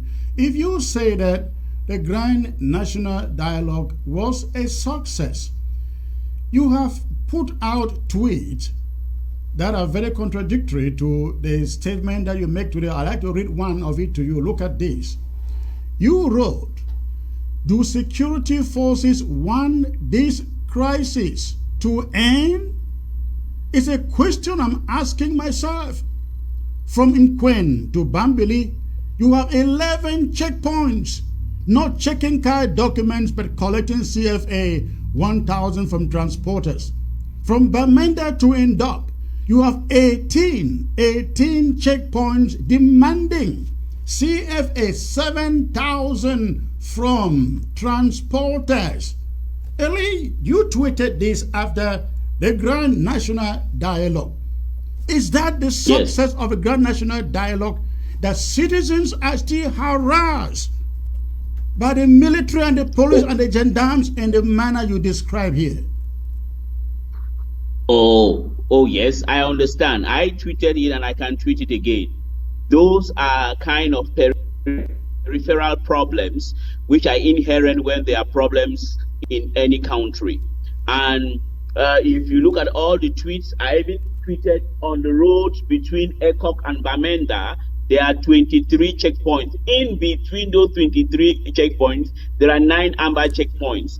So those are type of things that happens when there is a problem. But as I said, the major national dialogue was not a magic wand, whereby when we sit and call and talk, the next day everything is solved. The problem of the harassment, the extortion predates the major national dialogue and will live after the major national dialogue. It requires the powers that be to up the ante and fight against some unholy or unwholesome attitude within the security forces. That one has nothing to do, but I don't want to negate it or underestimate it. But I just want to drive in the point that we have a working document, which is the special status.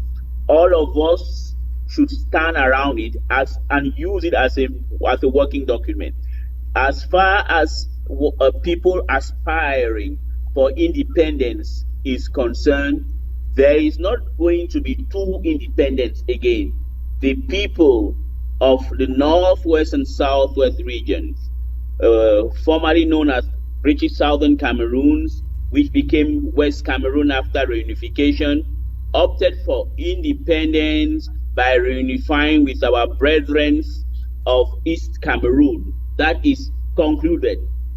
All right, let me stop you a little bit there, because that is a broad statement. That's a broad statement that you make there.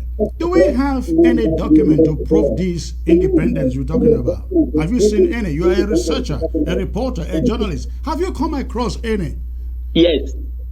Okay. In 1961, yes, because the reunification or the referendum, of February, that sanctioned the reunification of British Southern Cameroon to Republic of Cameroon, was supervised by the United Nations. And I don't think the United Nations will come and supervise something which is not standing. I know for so long. Comrade, it is one thing for the United Nations to come and supervise something. Now remember, that was only an election. After that, there was Fumban, and so on and so Yes. forth. We are asking Yes. for the document, the Treaty of Union, a copy of which the United Nations should be having in their archives to say, here is the document binding the former British Southern Cameroons and La République du Cameroon. Have you seen one? Oh, yes, there is something. Look, I know there's a debate like there's one. Okay. A sovereignty can be done by transfer of sovereignty. And I would like you to. And there still will be a treaty document, isn't it? Yeah, there is a printed document for that. There is. Yeah, so if you look where at have the you seen archive, that? for example. Yeah, but this is what happens. There is a document. Every treaty and international agreement entered by any member United after the present charter comes into force and shall as soon as possible be registered at the with the Secretariat of the UN, and then it's going to be published.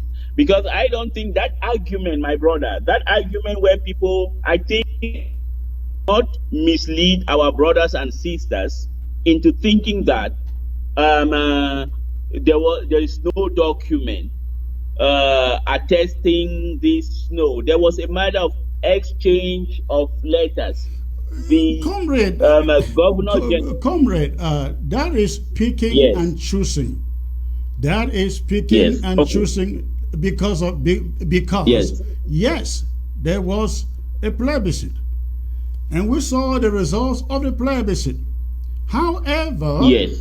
1608 said there will be a meeting after the plebiscite that decides on the form of that country that was supposed to be Fumban. They left Fumban Yes. without any agreement. No.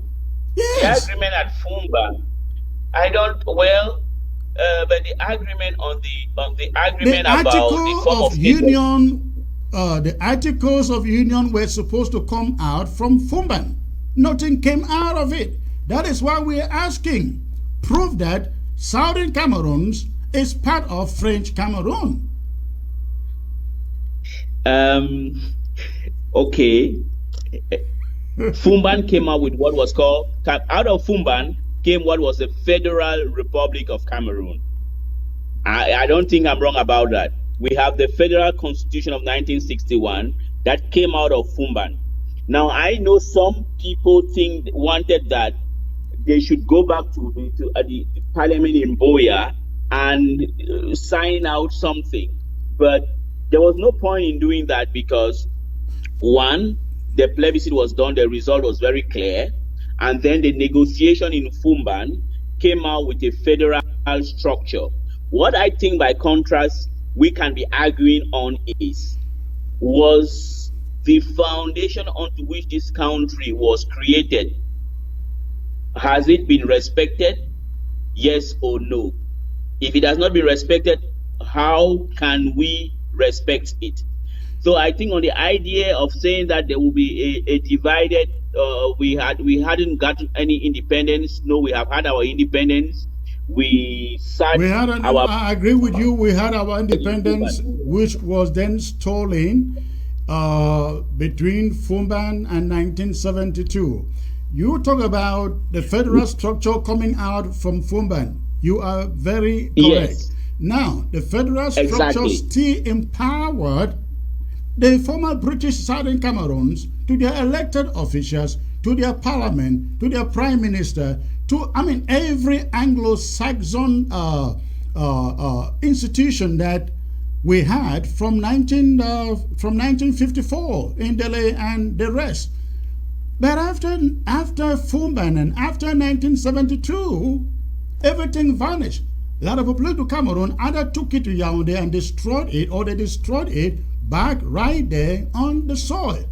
Now, you will agree we are where we are today in a war that has taken the lives of over 30,000 people because since 1961, the same year that we voted for this federal system. The same year that we voted, we saw that it was all meant to liquidate the Southern Cameroons, and our parents, forefathers, they started fighting for a return to where we are now.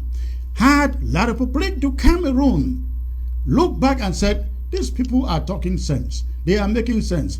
Let's go back to that federal structure, just as the teachers demanded, just as AAC 1 and 2 demanded. We wouldn't be here today, isn't it? Yes, I think from 1961 to 1972, the federal system was respected. It was after 1972 that it was tampered with. But it was tampered with the collaboration and support of our forefathers, because all of them went for campaigns. All of them, when they were leaving Fumban, because I think there is a fixation on Article 47, but a constitution a la carte something. A constitution is read in its entirety. Article 2 of the Federal Constitution states that the national sovereignty shall be vested in the Cameroonian people, which shall exercise such sovereignty either through its deputies at the Federal Assembly or by way of referendum.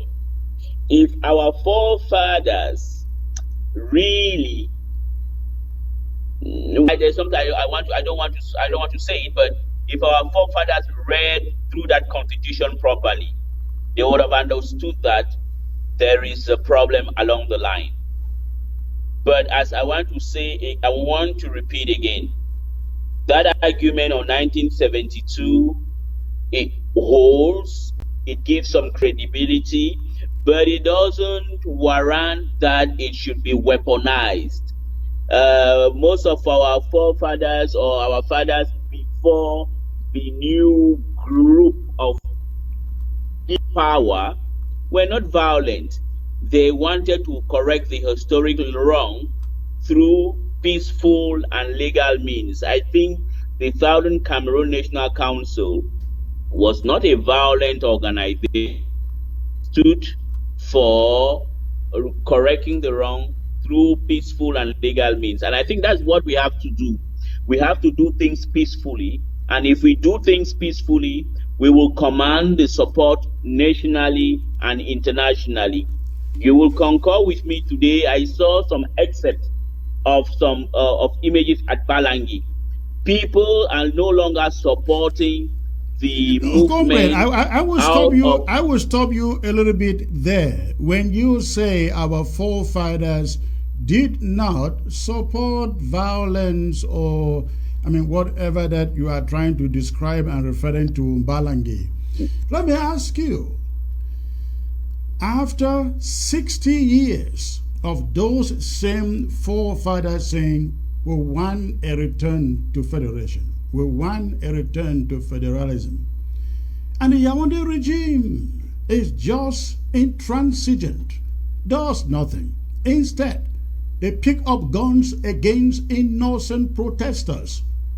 AAC 1 and 2 meet and they say time is running out. The teachers come and say 4 years or how many years, about 10 years after AAC 2, and say, the time has come to go back. Remember, they were not asking for a free country, a new country, right? So for 61 years, all these forefathers you mentioned and our teachers said, let's go back. Even Agbobala, yourself, Cardinal Tumi said, let's go back. After doing so for 61 years, what? And the people sit in Yaoundé and look at you as a separatist. What do you have left? Other than taking up arms to defend your country. And by the way, they declared war on us. So when you talk about we picking up arms, they declared the war. I can understand what you're saying, but I want to refer you to one gentleman. His call is Jenny Sharp. He's written a book called From Dictatorship to Democracy. You know, when you have a good cause and you decide to weaponize it, you give justification for a government to use proportional force against you. I think we have had a lot of things in this country, in the northwest and southwest, the University of Boya, the GCE board, democracy, without using any violence. I think how about our own governors who are elected by the our people? governors. Yes. Well, if I understand, no, we don't have, our governors are not yet elected. But No, I think when that was you the say reason why. that we had this, we had that, without taking up weapons. So I'm asking you, how about our own indigenous leaders and governors and so-called SDOs and so on? Why can't we have them? Why must the people who lead Ambazonia always be from the other side, speaking French? No, now the thing is a national affair. And in the special statutes, the governors, the SDO have honorary positions. And with time, it's evolution, my brother. We never knew we would have the special statutes. Now we have it. Maybe tomorrow, when you come and participate at the next phase of the follow-up commission, you may bring up that, and then it can be evolved. I am always going back to the UK. I think I should take, even in the United States, the Constitution of the United States, if I'm not wrong, has been modified 26 or 27 times. And Cameroon is not an exception. I said at the beginning, we were a federal state. We came now, we are a unitary decentralized state. Who knows tomorrow whether we are going to go back? But my point is, one, we should not make people believe in things that are not feasible. Two, we should shun away violence. Because when we bring up violence, today we are the losers. Look at our regions. And the popular support that the movement that you are leading had in 2016, 2017, and 2018 is no longer what it is today. No, you're making a big mistake there. I know you are reciting the talking points over in La Republique about the popular support you had in 2016. Comrade, they have announced this again and again. Paul Atanganji has been up in Babenda and saying the war is over. You have seen meetings upon meetings of the so-called Anglophone elite trying to get the IDPs to go back home. You yourself have been out there going to Nigeria to get Ambazonia restoration fighters to return to the ground, lay down their arms. Did you think that by this day, did you think that by today, this war will still be going on? There will still be anyone fighting? I'm asking them because you say that the spirit that we had in 2016 is no longer there. But you just see the boys have moved from den guns, from rubber guns to den guns to AKs to RPGs. How can you even think that that spirit is no longer there? No, the spirit is no longer there because no. I was here on the ground. I think you are wrong. I won't even let you make the further statement because you know that it is not true. Dion Gute cannot even go to his own county. What do you think about that? Dion Gute announced a conference for Indian and would not dare step there because of Amazonian restoration fighters.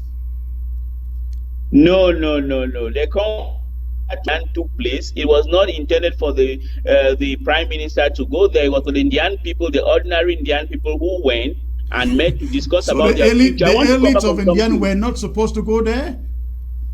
No, the elite of Jan, all elites of Jan were in Mundemba. I don't know who never went there. Dion Gute is the chief elite. And he made the campaign, he made the rounds in the newspaper. They bought newspaper covers to advertise Dion Gute as leading the strongest Indian delegation back to the homeland to galvanize the people, promise them jobs, promise that for the first time a road will leave Kumba to Kondo Titi, and think about that. But then why others went, he did not go. No, I can say so to his discharge. It doesn't mean that he has to attend every meeting.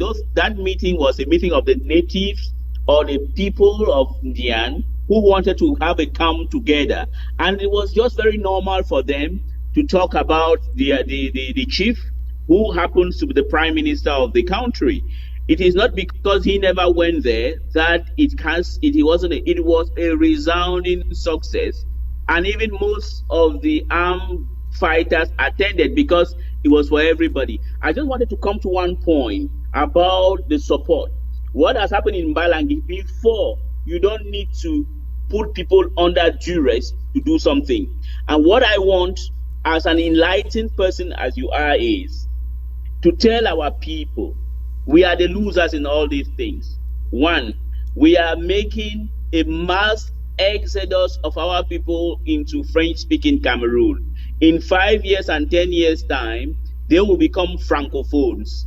We cannot be saying that we want to preserve our people, and at the same time, we kidnap them, we take them for ransom, and then Ellie, I get yes, that talking point. Yes, I get that talking point. I know your guys, you will not in their heads.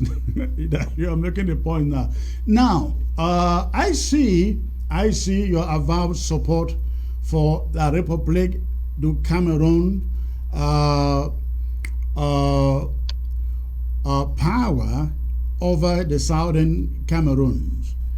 Many people have said that you take these positions because you are not originally from the southern Cameroons, you are not Ambazonia. If you are liberal enough, can you tell us where you originally? Which one is your county in Ambazonia? I will come back to that point, but I want to make something very clear. It is baseless and unfounded. They don't know who am I, first of all. I have been in Sudan. I have defended the Sudanese people without being a Sudanese. I have been in Congo. I have defended the people of southern Congo and the entire people without being a Congolese. So how can you defend foreigners, and when you come to your own people, you turn your back against them? I have never turned my back on my people. My people, today, tomorrow, until I die, I will always defend the people of southern Cameroon tooth and nail. But I will not carry them to a slaughterhouse. That is the reason why. For example, so the question is, who are your people? Who are your people in the southern Cameroons? Where do you come from? I'm going to come. I want to bring it because there have been a kind of systematic campaign of calumny about that, and I don't regret about it. That's why I'm asking the question. You have the opportunity to educate them. What I do is I work tooth and nail to save lives, and I'm very happy when I tell a fighter that, look, gentlemen, you have fought a good fight. You stood against one of the strongest military in this region. Eli, the problem with that, Eli, is when people see the campaign you carry out to get Ambazonia fighters to lay down their arms, they say you are doing so because you are not Ambazonian. Please tell them where you come from in Ambazonia. No, I will not. I don't need to justify that. The time will come and they will know everything. I don't need to make any justification. I think those people who are asking people to go down and fight, if they were courageous enough, they can come and fight themselves. I can sit here and tell you, hey, I'm from the BLM. I can sit here and say I'm from the BLM. Anybody else can say I'm from Bali. You cannot say it here where you come from in Amazonia. I don't need to say it because I will not say it because it's not part of my ideology. To say what your town or your village is, where you were born? It's not necessary. Where I was born, everybody knows where I was born. All my history is there. It's on the Facebook. I don't have anything to say about that. I want to make a point. Just say, Ellie, look at your camera. Ellie, look at your camera and just say, hey, ladies and gentlemen, that where I come from, I'm from I will I'm not say it from because Cambe. I will not say whether I am from Cambe or I am from Bamuso. I will not say anything like that because I believe that I am a person. One, I don't like tribal or sectional attitude of doing things. I believe that every human being is a human being and must be treated not from where he comes from, but equally and with respect. That's the reason why I have But been doing what I am listen, doing. And I think Eli, those who want our people to go and fight and die should Eli, have the courage themselves to come and fight. you are dodging the I'm issue not dodging and it. the No, I'm not question. dodging. I don't No, know why I it don't is dodge a it. hard thing No, for I will you not to do. respond. You speak No, great Chris, I have English told you, and everybody sees Chris. you as Ambazonian. You speak great English, but you cannot take No, I am not one Amazonian. second to I'm say, not I am Amazonian. from I'm whom? I am Cameroonian. from Cambe. I am from Fako. No, Why? I am, whether from Fakowa, I am a Cameroonian. I'm not Ambazonian. I And will where never say I I'm come, Ambazonian. I am I, Ambazonian, Southern please, Cameroonian. I come do from you the think, BLM. You come from Bangante or what? no, whether I come from Bangante or from Goglituba is not a problem. But the problem is that I am not an Ambazonian. And the problem people say is, I ask or convince fighters to leave the bush because of that. No, I convince those boys to leave the bush because they are Because you dying are in not large one numbers. of them. You convince them to leave the bush because you are not one of them. No. It's not like, it's because you Yeah, have to because if save you can't lives sit here on every television day. and say, "Hey, I come from I will not say it. I come I from have told you. Loom, or I come from I have told you. I have told you I will not say it. It is not necessary. It is why? not necessary at all. Because I What are you also hiding think that about we cannot. your heritage? I no, I will not say it is not. It is not necessary because Chris, I have been saying it before we had this. Before we went on this When you debate, I had the say same debate with someone. When you I say had you the will same not say debate with it, you are someone. only lending I credence to those who say that Eli Smith is francophone. You may pretend to be Ambazonian, and Southern yes, Cameroonian. even if He I is were francophone. francophone, wait, no, Chris, even if I were francophone, I'm a Cameroonian and I'm a human being. No, I And don't find this with is you over the because fact that you are Cameroonian. I mean, no, your those who defense of again, you Cameroon cannot. is evidence Chris, enough there's you no are logic. Cameroonian. Yes, Chris, there's no logic. You cannot be claiming that you are being marginalized. You are fighting against marginalization and discrimination and turn around and start supporting it in a vicious form. If you're the same people who are saying this, are the same people who are carrying a campaign to delegitimize the Bororo people in the northwest, that they are not Southern Cameroonians. Those are the same No, people. that is a little We bit cannot different, say, Eli. I mean, if you see, no, it's the same. you Because if see, you say because I am francophone, you see, that's the ever reason before why I the am saving the conflict, life. ever before the conflict, it was normal to say, "Hey, Eli, where do you come from? Chris, where do you come from?" No. Right? Well, that is I have never shared those ideas. I don't want to attach myself to that. It is So my ideology. I don't I say assume it. that you don't want to claim your Southern Cameroon's nationality.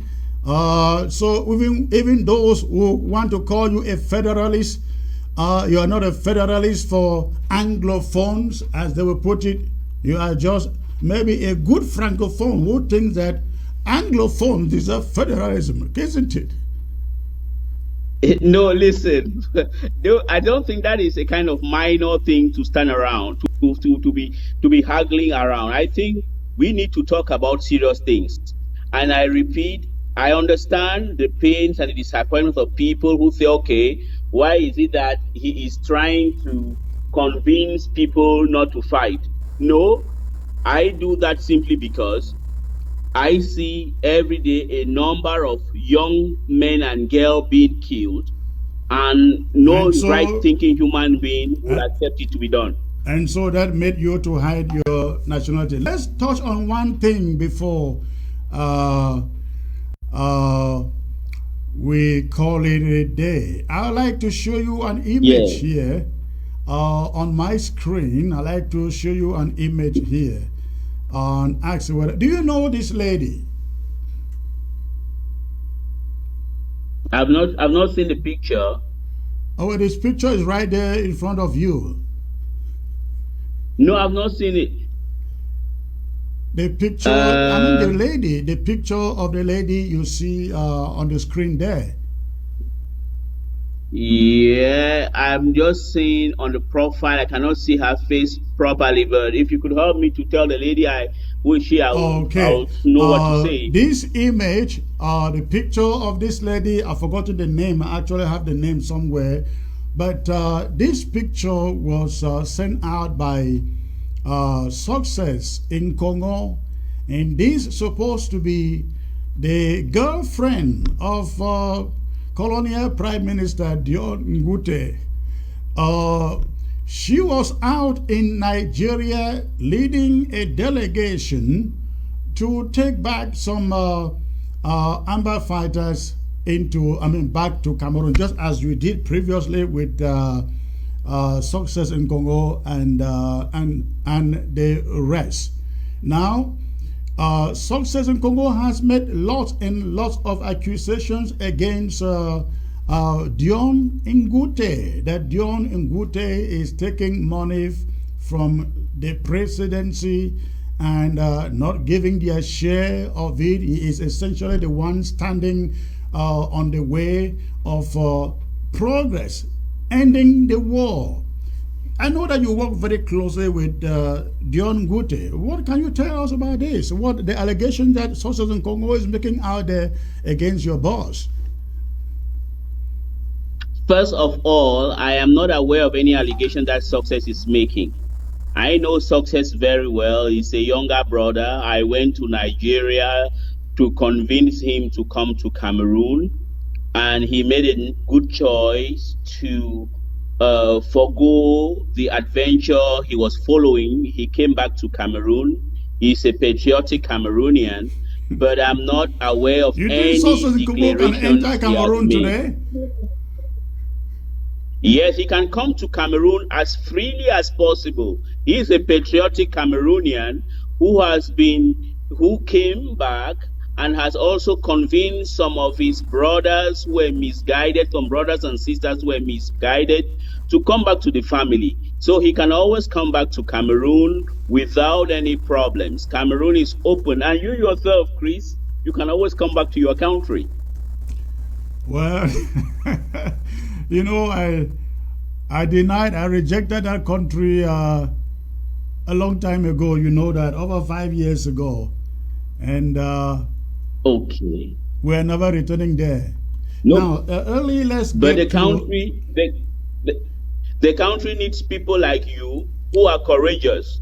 The country needs all her sons and daughters to come back and help in nation building. Our Like the positions you are talking about, the governors, when you come back, it's going to work. Yes. Our country is Ambazonia, and we are looking forward to our own leaders and not colonial leaders. Thank you about that, though, for the compliment. Let's get to the Swiss initiative. The Yes, sir. Cameroon government has said that they are not meeting with the Swiss. They will not want the Swiss government to mediate between Ambazonia and La République du Cameroon. With your connections there on the ground, can you give us insight why the Cameroon government says they are not meeting with the Swiss?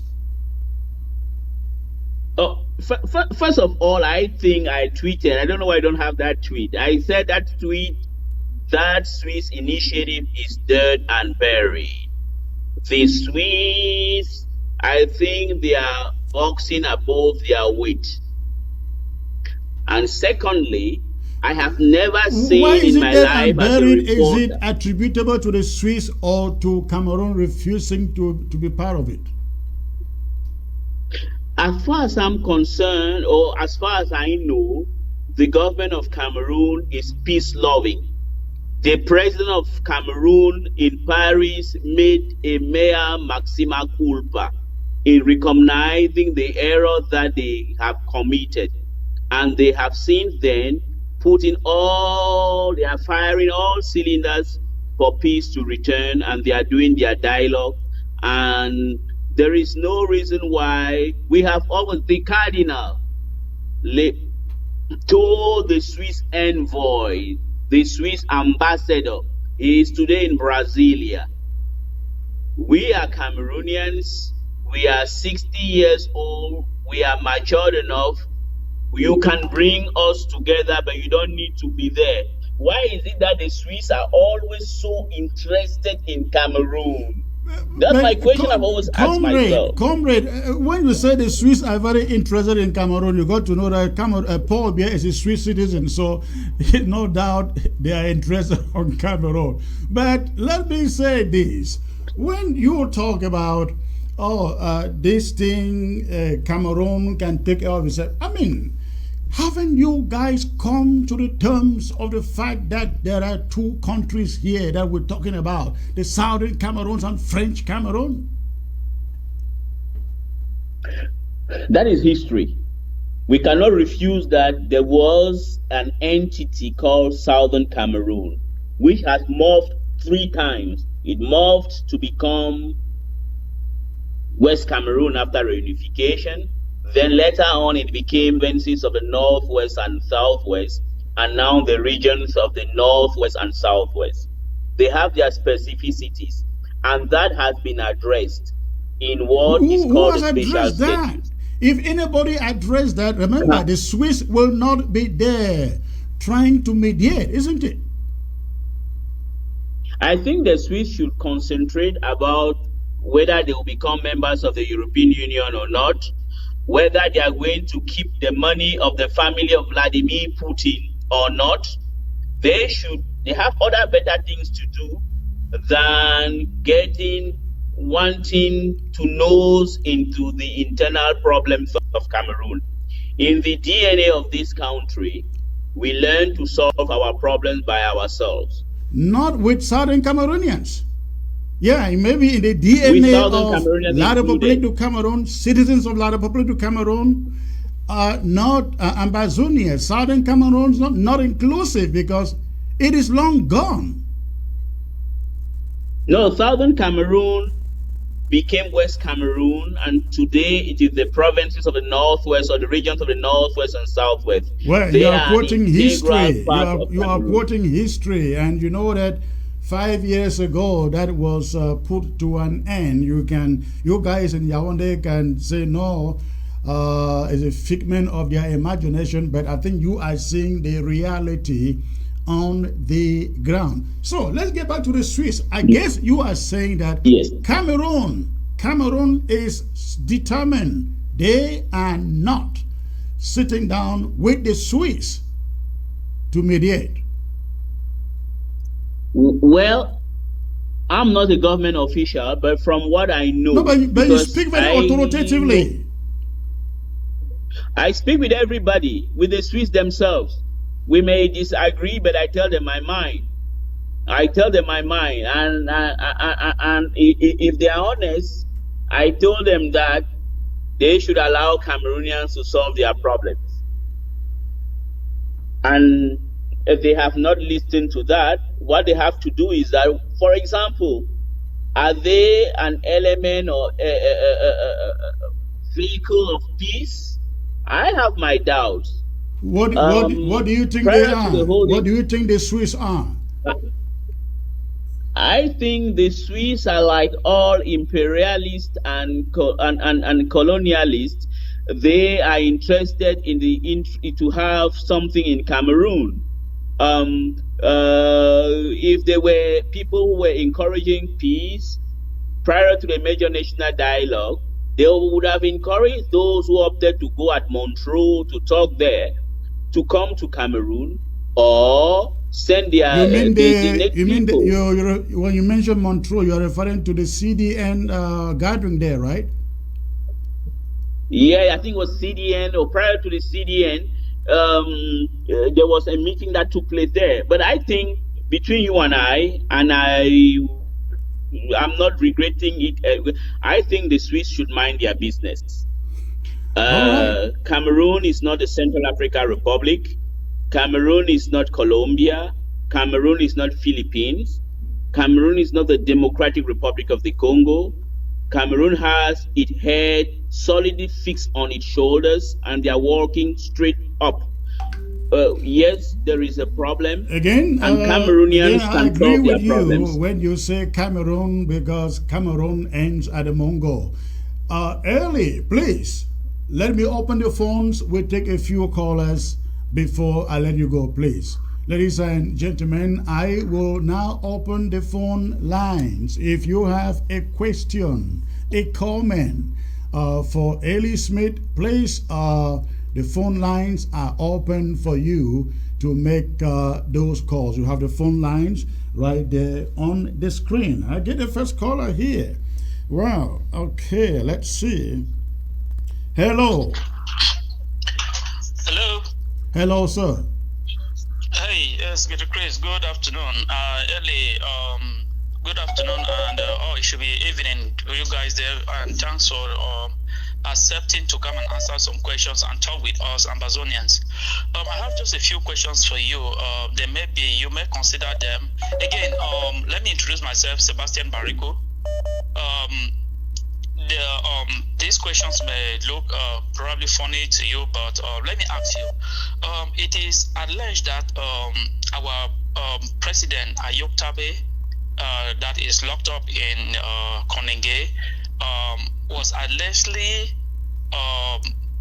given 4 million francs CFA, and the check, you actually saw the check that was written to him. That story came from Barrister So, that you actually saw the check that was written to Seseko Ayok Tabe, and you had an idea that he was building a military in Balange. Second question is, how much money did you and... Hold on there, sir. Let's not make it too lengthy for him to forget. Eli, did you see a check in the amount of 4 million meant for Sisiko Ayok Tabe for 400 million? 400 million. No. Whoever floated that story, I don't know where. It's just a fruit of his imagination. 400 million. No, that's big money. I've never seen such an amount of money. Okay, Sebas, the second question, he says, no, he never saw a check for 400 million. What's the second question? No, that's money. Okay. Can I get my second question? Second question, please. Yes, my second question is still on alleged corruption. How much money did you and Bankwe give to Chris Ano to give part of it to Cometa? Look, that's absolutely, that's the problem. No. This is Chris Ano I'm speaking with. I don't know the last time I spoke with Chris Ano. Where and how will I be able to take such an amount of money? And by the way, who am I to do such a thing? No. The problem that that you people have, which is a disappointment to the people on the ground, is this peddling of falsehood and lying and infighting.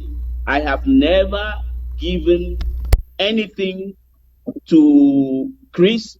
And by the way, the name you are calling are people that I also hear their names on air.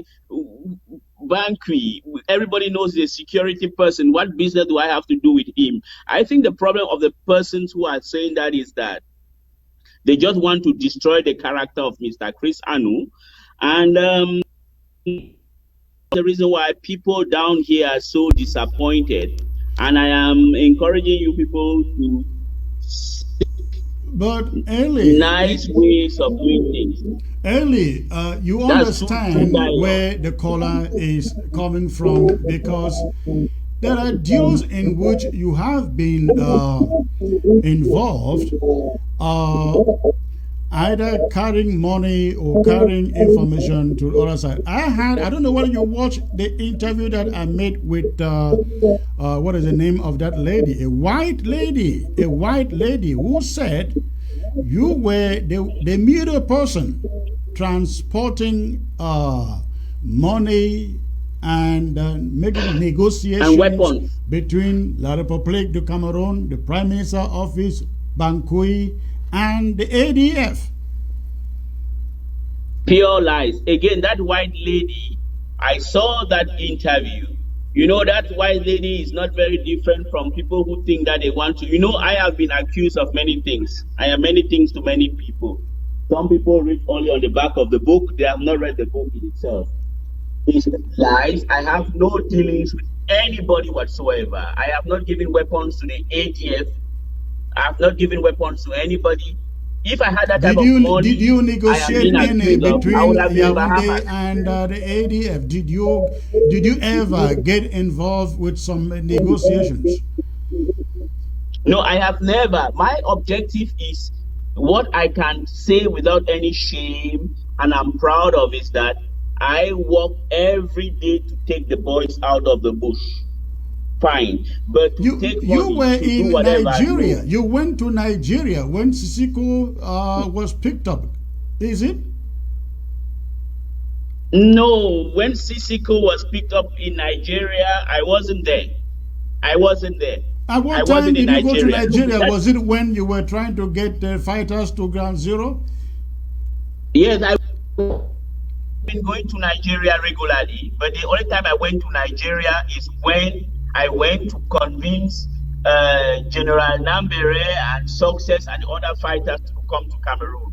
So The what type do of amount of money what that do they you are make picking. of the fact that General Nambere is now so bitter and regrets ever laying down his arms? In fact, he is out of Cameroon now, running away from the same regime that promised him heaven on earth. No, well, Nambere is a son, is my brother. But he's left. He is allowed, he has the right to express his anger or reservation. He is not in prison. He has the right to leave Cameroon and come back. As I talked about Success, they have rights to come here and go back, just as you and any other person. But talking All about the right. amount of money they are peddling around that I work with it, if I have such an amount of money, I will be in Bahamas. I will not be here. I'll be in Bahamas with a bottle Do you of want to say champagne that? and cigar. Do you mean to say that Nambere is richer than you because he is in Nigeria? No, Nambere may have gone to Nigeria All right, or let's Ghana get. or wherever. I'm sorry. but Let's he get came back to. Cameroon. Let's get to the phones and get some callers coming. Make their contributions. Hello. Hello, sir. Good evening, sir. Good evening, sir. Where are you calling from? I'm calling from Bamenda. Okay, and 50 seconds. What is your question or comment? Yes, I'm not calling to ask questions to Mr. Ellis Smith. I just want to acknowledge a few things about him. People like Ellis Smith are the people who have separated this country. They are the people who have caused Ambazona to resolve that they will have their own country. Because you come on the screen and you are saying like you evaded every question that has been asked to you, Mr. Ellis Smith. You even say that Ambazona picked up guns against the regime, whereas it has been operation from 1961. Everything you have said is lies, lies, lies. It is people like you are an enemy to those francophones. They are francophones who acknowledge that Anglophones have problems. And in their opinion, according to them, they should sit down and discuss. But you come here and give the impression that they don't have any problem, that what they are doing is unreasonable. But Mr. Ellis, let me tell you, the ship has gone, the train has gone very, very far. Yes. And people like you, Mr. Ellis Smith, people can only be described by one word: evil. You are a man. You are a man of great evil. Okay, all right. You are a man of evil. Okay. And you cannot change anything. You cannot stop anything. All right, evil. sir. You made the point. We make the point. No matter the direction that people take, we try to be dignified as possible here. All right. So, but Eli, you can understand where these people are coming from. When you come on the set like this, and you cannot even tell people where you come from, people are disappointed. It is not necessary. No, Now, let's it's not get to this necessary. caller here. Hello. Hello. Hello. I lost that caller. Eli, if you have to say something. Oh, did I lost him? Yeah, I wanted. What I wanted to say was that You are off contrary camera. to- I can't see you. You are Well, not on. You are not in camera. Okay, there you go. No, okay, yes, I'm on camera. I All right. wanted to say those allegations being brought against you, claiming that they are not founded. I think that the struggle was not about a person or persons. It was about to help people who had founded grievances. And the reason why this struggle is having problems is when people have this type of lies and try to destroy the characters of their fellow brothers and sisters. I have never helped any organization. I cannot promote violence. On the contrary, what I want is that peace should return, justice should return to the people, and that what the majority of people want should be achieved. And when we participated in major So you are national essentially saying dialogue, that what the majority of Ambazonians want should be achieved. Correct? Are you in line with that? well, if it is done peacefully, you know, I mean, that I don't I said understand at when the you beginning say that there is peacefully. nothing. Earlier, I don't understand when you say peacefully when you know they declared war on them. They did not just pick up arms. I can understand that there was a declaration of The war. United Nations has and they even declared- called upon them to declare a ceasefire, and they will not even agree to a ceasefire. And you expect those who are defending their freedoms to lay down their arms? But those who are defending their freedom, they should not, because I think They should not defend their who are freedoms? legally. No, look, everybody is required to defend his freedom, but you should do that peacefully. If you want to attain federalism, How you about want to La go to République? How about La République du Cameroon doing this peacefully and not killing 30,000 people? You know of Ngaribu, you know of Moyoka, you know of Pinyin, you know of Bali, you know of Guzan. Come on, why are you not saying to them, you can negotiate with these people, you can talk to these people, you can meet with these people? Why should it be the people you know fighting for their freedoms that should lay down their arms? No, they are talking with people. Who are the Are people? open for no, the thing is that if you people are open for negotiation or talks, they will talk with you people. The government is open, and that's the reason why I think they organize All right. a major national dialogue. All right, let's get to the next caller here. Hello, where are you calling from, sir? Hello, Secretary Chris. I'm calling from Germany. My name is Cyprian. Okay, you have 50 seconds, sir, so others can be able to call. Go on. Okay, Secretary Chris, I want to first thank you for bringing at times this enabler so that we can give you some public flogging.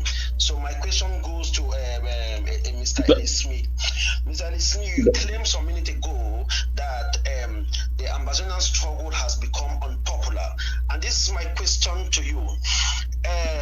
Do you think that at this moment, if the Amazonian people, they have the freedom to go out again and demonstrate their will for independence, would that being cracked down by La République terrorist military? Do you mean that because the struggle is, according to you, the struggle is unpopular, are you insinuating that Ambazonia will not go out to do that? If they have the opportunity to go out without being cracked down by the La République terrorist military? Second question, and the last question is, you think that if this struggle is unpopular, if the Amazonia offer a referendum, they will vote to stay as slave in La République because the struggle has become unpopular? That is my question to you, sir. Thank you, Secretary Chris. Thank you for this great job. God bless you. Amazonia till independent, till freedom comes. Thank you all. All right, thank you. Eddie, please take a few seconds to address that. Would you reject a referendum for Ambazonians to choose where they want to go? No, I wouldn't reject. That's a democratic right. You have a right to choose wherever you want to go to. But I think it should be done, I repeat, that that can be done only through peaceful means. For example, in South Sudan, the Southern Sudanese did not go for a referendum while fighting. It stopped. There was a transition period, and you have to talk. So I think that you will never attain anything through violence. And I also think that we are in a world whereby people are coming together. There is no point to be fighting to divide. All right, let's get to the next caller here. Hello. Hello, Hello, sir. Where are you calling from? Philadelphia. Philadelphia. Okay. Is it a comment or a question, sir? Go on. A question. I have a question for Mr. Ellis Smith. Go on, please. Yes, Mr. Ellis Smith says his main responsibility is to get the boys out of the bushes because he doesn't want them to die, which implies that he's trying to make us believe that he cares about the lives of our boys so much, despite the fact that those that have been slaughtered in massacres, we have not heard him come out to say a word about them or to express any sympathy for what has happened to them. So my question to Mr. Smith is this: if you care so much about the lives of Ambazonian fighters whom you say are done, why aren't you expressing the same concern about the lives of La République du Cameroon soldiers whose brains are splattered all over the territory of Ambazonia? They are blown to pieces every day. Why don't you tell them to drop down their weapons and stop fighting too, since you care about, or don't you care about their own lives too? I want him to explain to us. All right. Why do you care so much only about the Ambazonian fighters and not La République soldiers who are dying too in their numbers? All right. Thank you. Let him take a few. Let him take 1 minute to answer. Eli, let me put a question this way, and please make it brief so that we can give others the opportunity to call.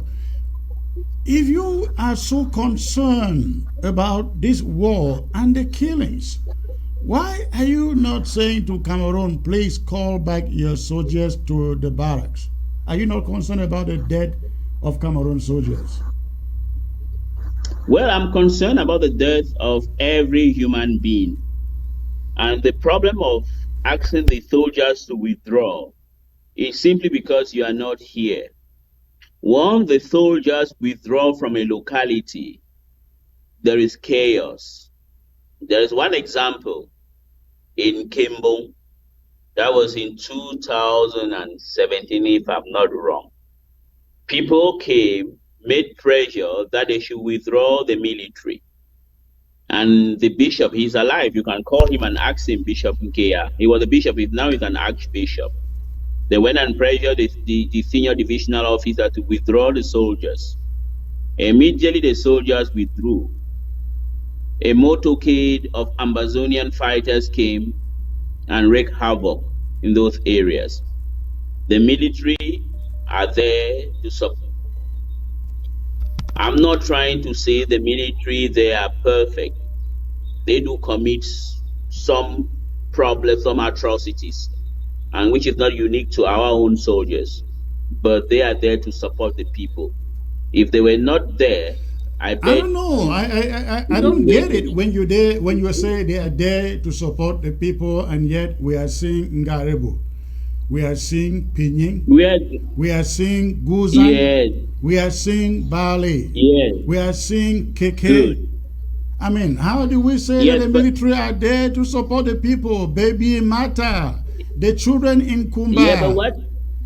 Baby Mata. You are kind of economical. You have forgotten to mention the Amba onto Amba massacre that takes place, the merry-go-round of massacres. I have just named these places, named the Amba massacres with mass graves. Yeah, because can you the name any Ambazonians Amba massacre with mass graves like in Garibu and Guzan just 2 weeks ago? Garibu incident. Yes, let me come about the Garibu incident. It is a sad incident that happened, but an investigation was carried out and the culprits were arrested and prosecuted. And where are they? The Behind incident bars? that happened, they are behind bars as we speak. Which Bars. bars are they behind? They are in the prison. Because we don't know them. They are not in Kondege. They are not in Douala. They are not anywhere. They are living as free men because, according to those who fund the war, they did just a good job. Anyway, let's get to the next caller, please. Let's get to the next caller here. Hello. Well, hello. Oh, can you hear me? I can hear you, sir. Go on. Yeah, good evening, Chris. Thank you, and your effort well appreciated. My question to Ellie Smith is this. You've given a timeline for Southern Cameroon distortion. From 1961, Southern Cameroon moved to West Cameroon, and finally in 1984, which you didn't mention, where Bia used the stroke of the pen to transform the whole territory to Northwest and Southwest, and all the other atrocities. Now, I'm asking Ellie Smith, have you thought about the fact that all the atrocities, be it politically, culturally, economically, that have been committed in Southern Cameroon, if we flip the coin the other way around, that all of these were done to French Cameroon, how could it have been? Have you ever thought about that? It appears that I lost Eli Smith. I see his image is... Oh, he's back. Okay, he's listening to you. All right. Eli, did you get a question? No, can you repeat the question to me, please? Because we got interrupted. Did you get a question, Eli? No, sir. Can you repeat it to me, repeat the question, please? Yes. What I'm saying is, Eli Smith has given the timeline of Southern Cameroon in a union with La Republic. 1961, it was called Southern Cameroon. It moved to West Cameroon. And to the state where in 1984, Bia used a stroke of the pen to dismember the entire territory into Northwest and Southwest, plus other atrocities. Economic atrocity, cultural atrocities, political atrocities. Ellie Smith, have you asked yourself if all of these things have been done to the Anglophone Cameroon or Southern Cameroon, we flip the coin the other way around, that it was done to French-speaking Cameroon, how could they have been feeling?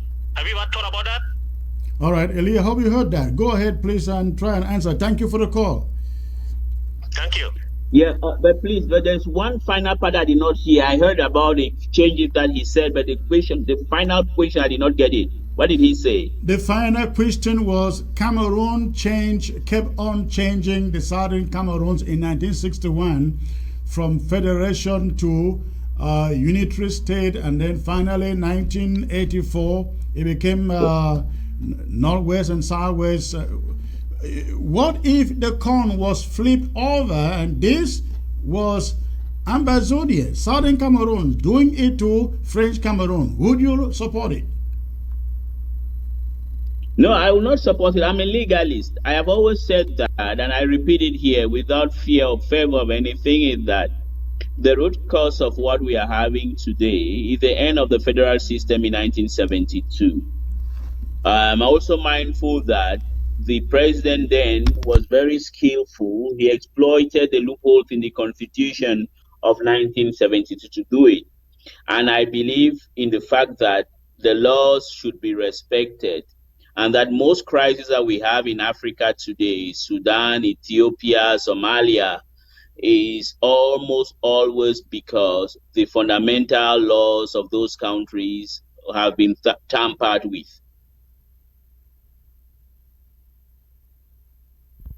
All right, Ali, let's get the next caller. Hello.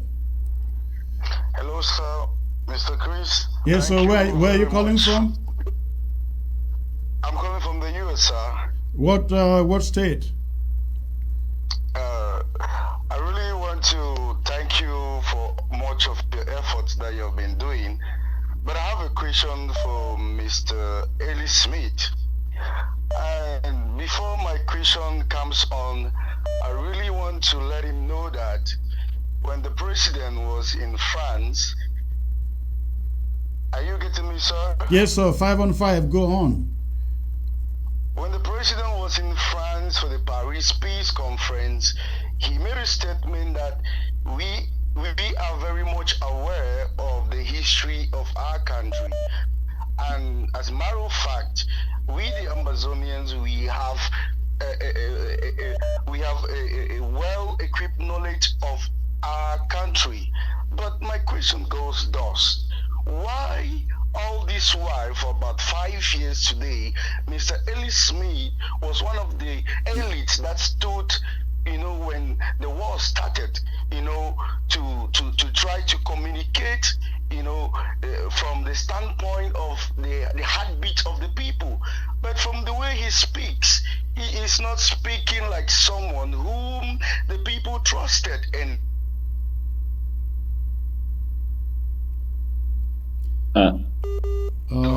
so there are not much wisdom. Are you getting me, sir? Yes. Finish our place.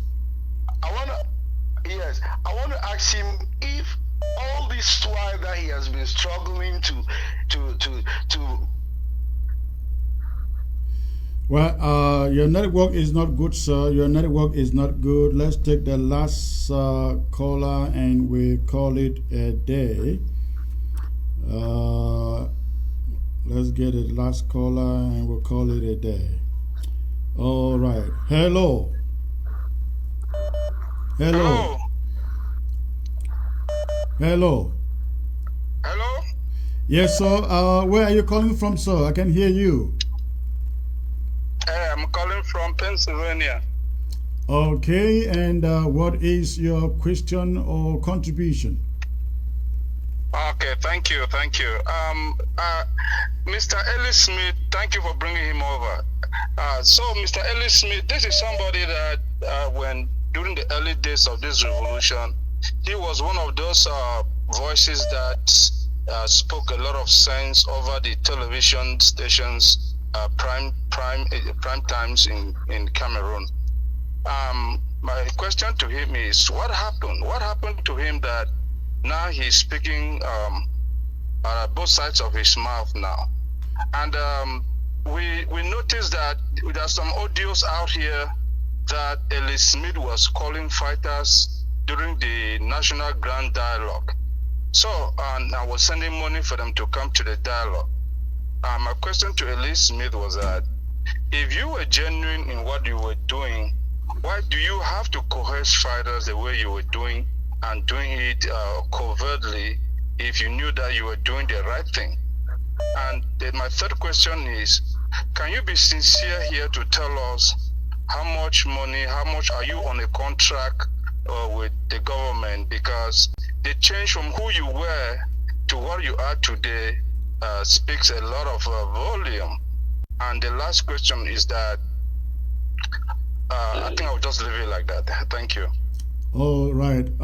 Thank you, Sir Eli. That is quite a lot there, and I think you delve into one of the questions that I earlier asked. You were a great reporter, commentator, journalist, and you stood against abuse of rights that we see in the southern Cameroons. But suddenly you became a contractor for a lot of people to Cameroon, taking money to war fighters to return to the ground. You just said that. You went to Nigeria to get fighters back to the ground. Were you bribed? What just so changed you that way? 90 degrees. No, I've not changed. I'm constant like the Rock of Gibraltar. My problem is that I don't support violence. And secondly, I have a contract with nobody. I work with a media house that pays me properly and I live a decent life. Secondly, I am still an unapologetic Southern Cameroonian. I know the rights of Southern Cameroonians and I am for dialogue. And I repeat, you make it difficult for me. You make it difficult for me and the audience to believe you are Southern Cameroonian because I asked you for like 3 minutes. Okay, you will not say I'll where leave you come that from. one. I'll leave it. It is not necessary. I am a Cameroonian. I don't want to talk about that one because there's this fixation about it. But well, the day I that have you not become changed a Southern my Cameroonian, position. don't be worried about that. We will still give you, we will still issue you your passport. All right. Yes, I'll be happy to have the passport anyway. But listen, I have not changed. my point is that I will always defend people who are marginalized, who are where there's injustice. I will always defend them. And I think that it is important to fight, but do it without any violence, like Martin Luther King did it in the United States, or Mahatma Gandhi did it where he in India. Weaponizing any genuine cause like what is happening doesn't help. And I still think, and I would say it, I know some people will be angry about it. The question on independence has Again, been Eli, solved. that is where you make a mistake, because when you keep saying that you don't want violence, Ambazonians did not declare war. La Republic declared war. You should really be preaching this sermon to Prime Minister Ngute and Paul Biya. They are the ones, and Paul Atanganji. They declared war.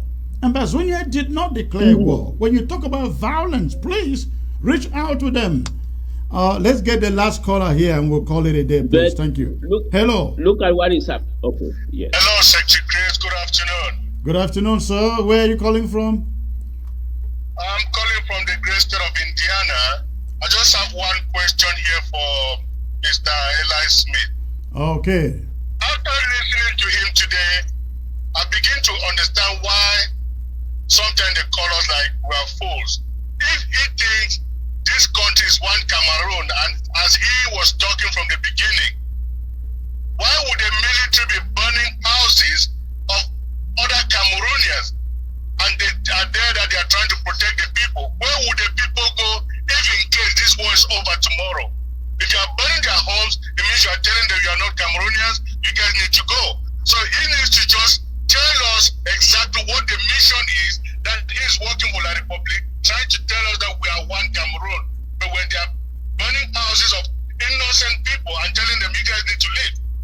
That's a legitimate early when soldiers are burning settlements, burning whole villages, and wanting at the same time the world to believe that they are Cameroonians. If you are killing Amba soldiers, I don't care about that because they are combatants.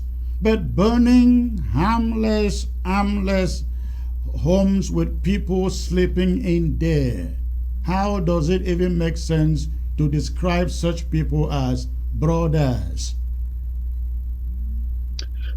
Well, it is true that was at the beginning of this war. That was at the beginning of this war when there were such incidences, which is sad. I don't think it is going on anymore. There are no soldiers burning down villages anymore. It happened, and it is unfortunate. Over 400 settlements, not just homes, but settlements.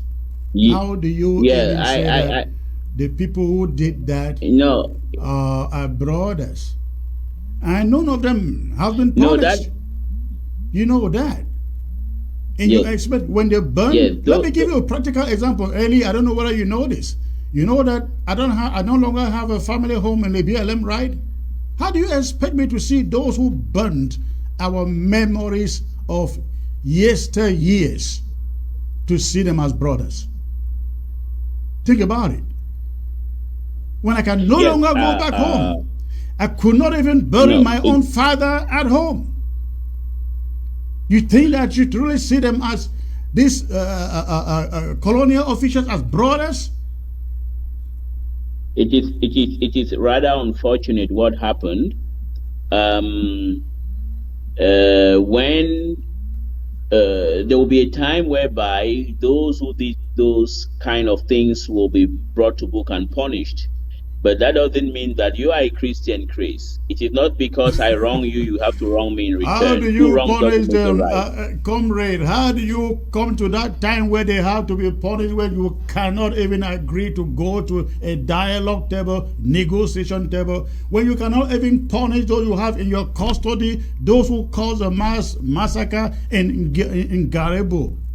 You want me to believe that those who burn our compound will be brought to justice? When is that going to happen? those who carried out the massacre at Garibu have been prosecuted.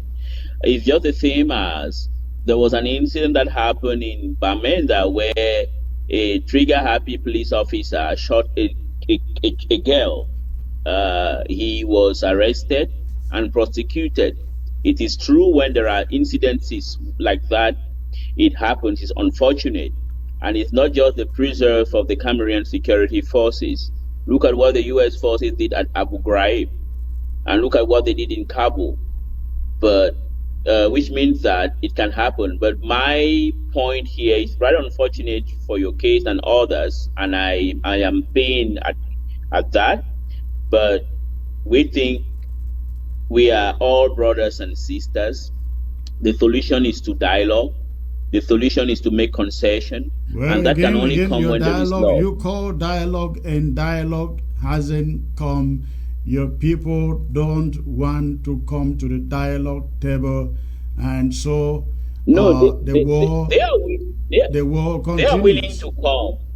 I'm sorry? They are willing to come. That is why there was a major national dialogue. The people who might think they don't want to come, perhaps. You are an intelligent, smart person. You know that even the U.S. condemned that thing as a sham. Come on.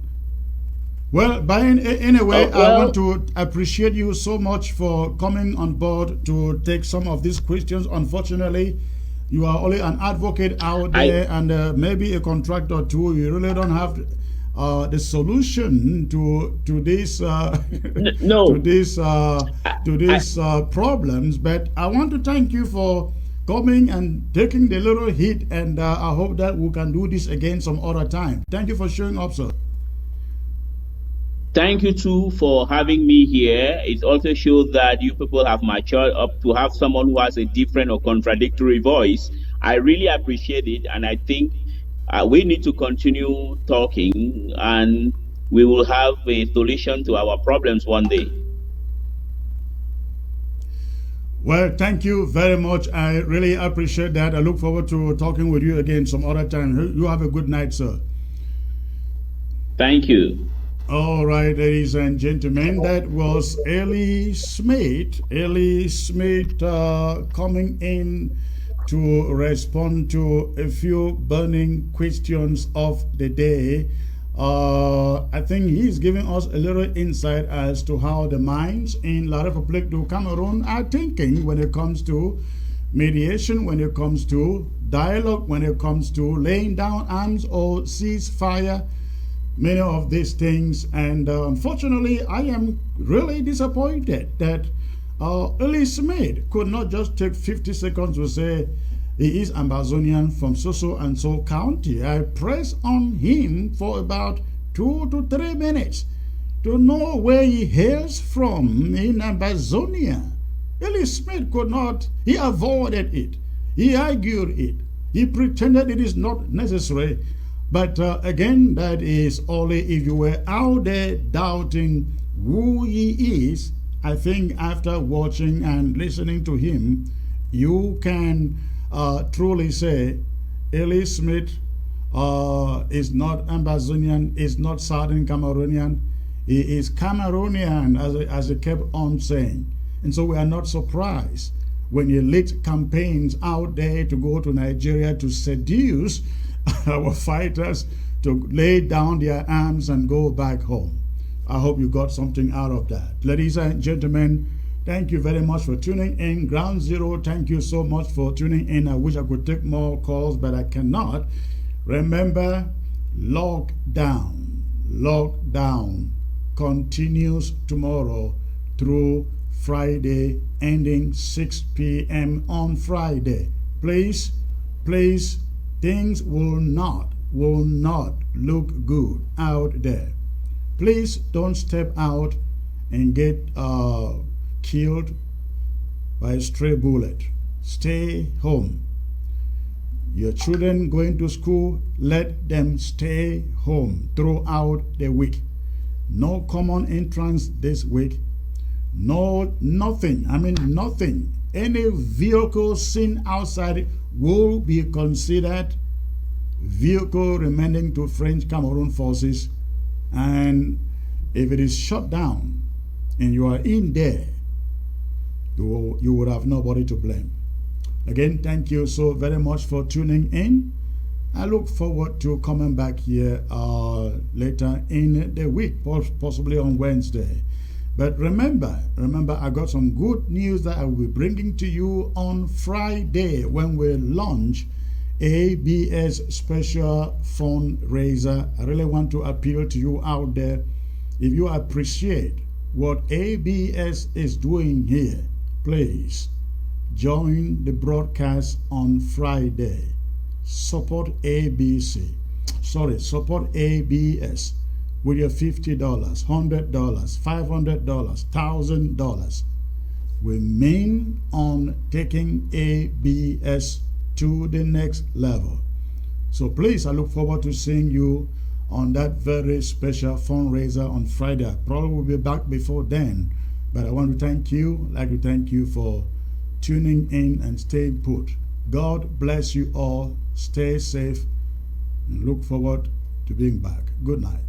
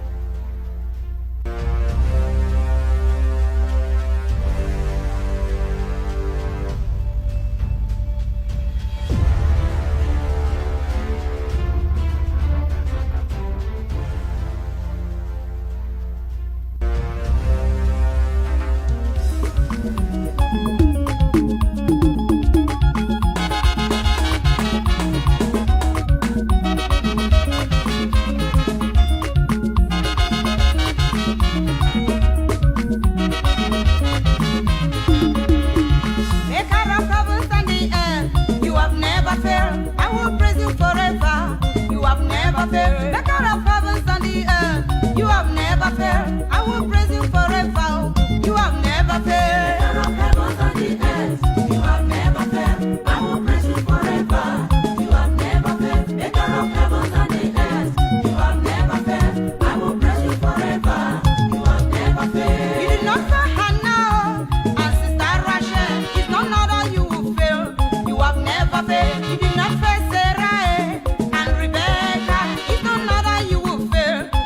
never failed.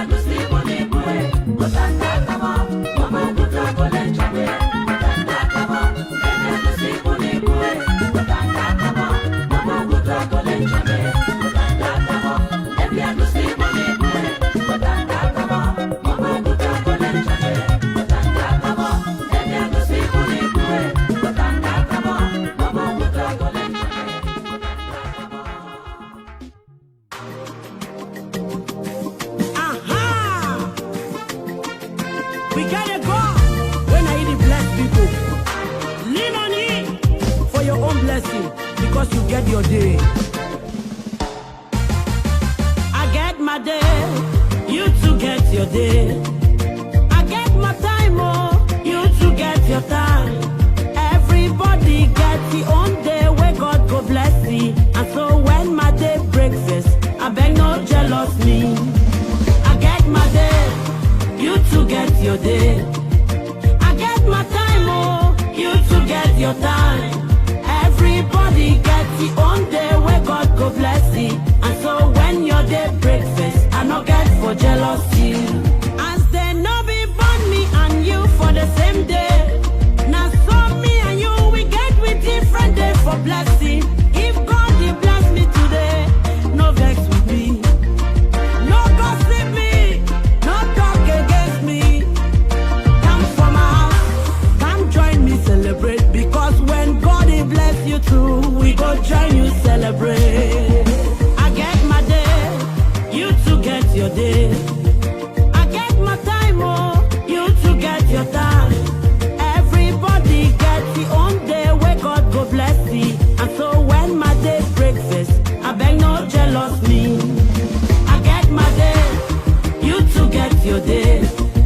I get my time, oh, you too get your time. Everybody gets the own day where God go bless you. And so when your day breakfast, I no get for jealousy.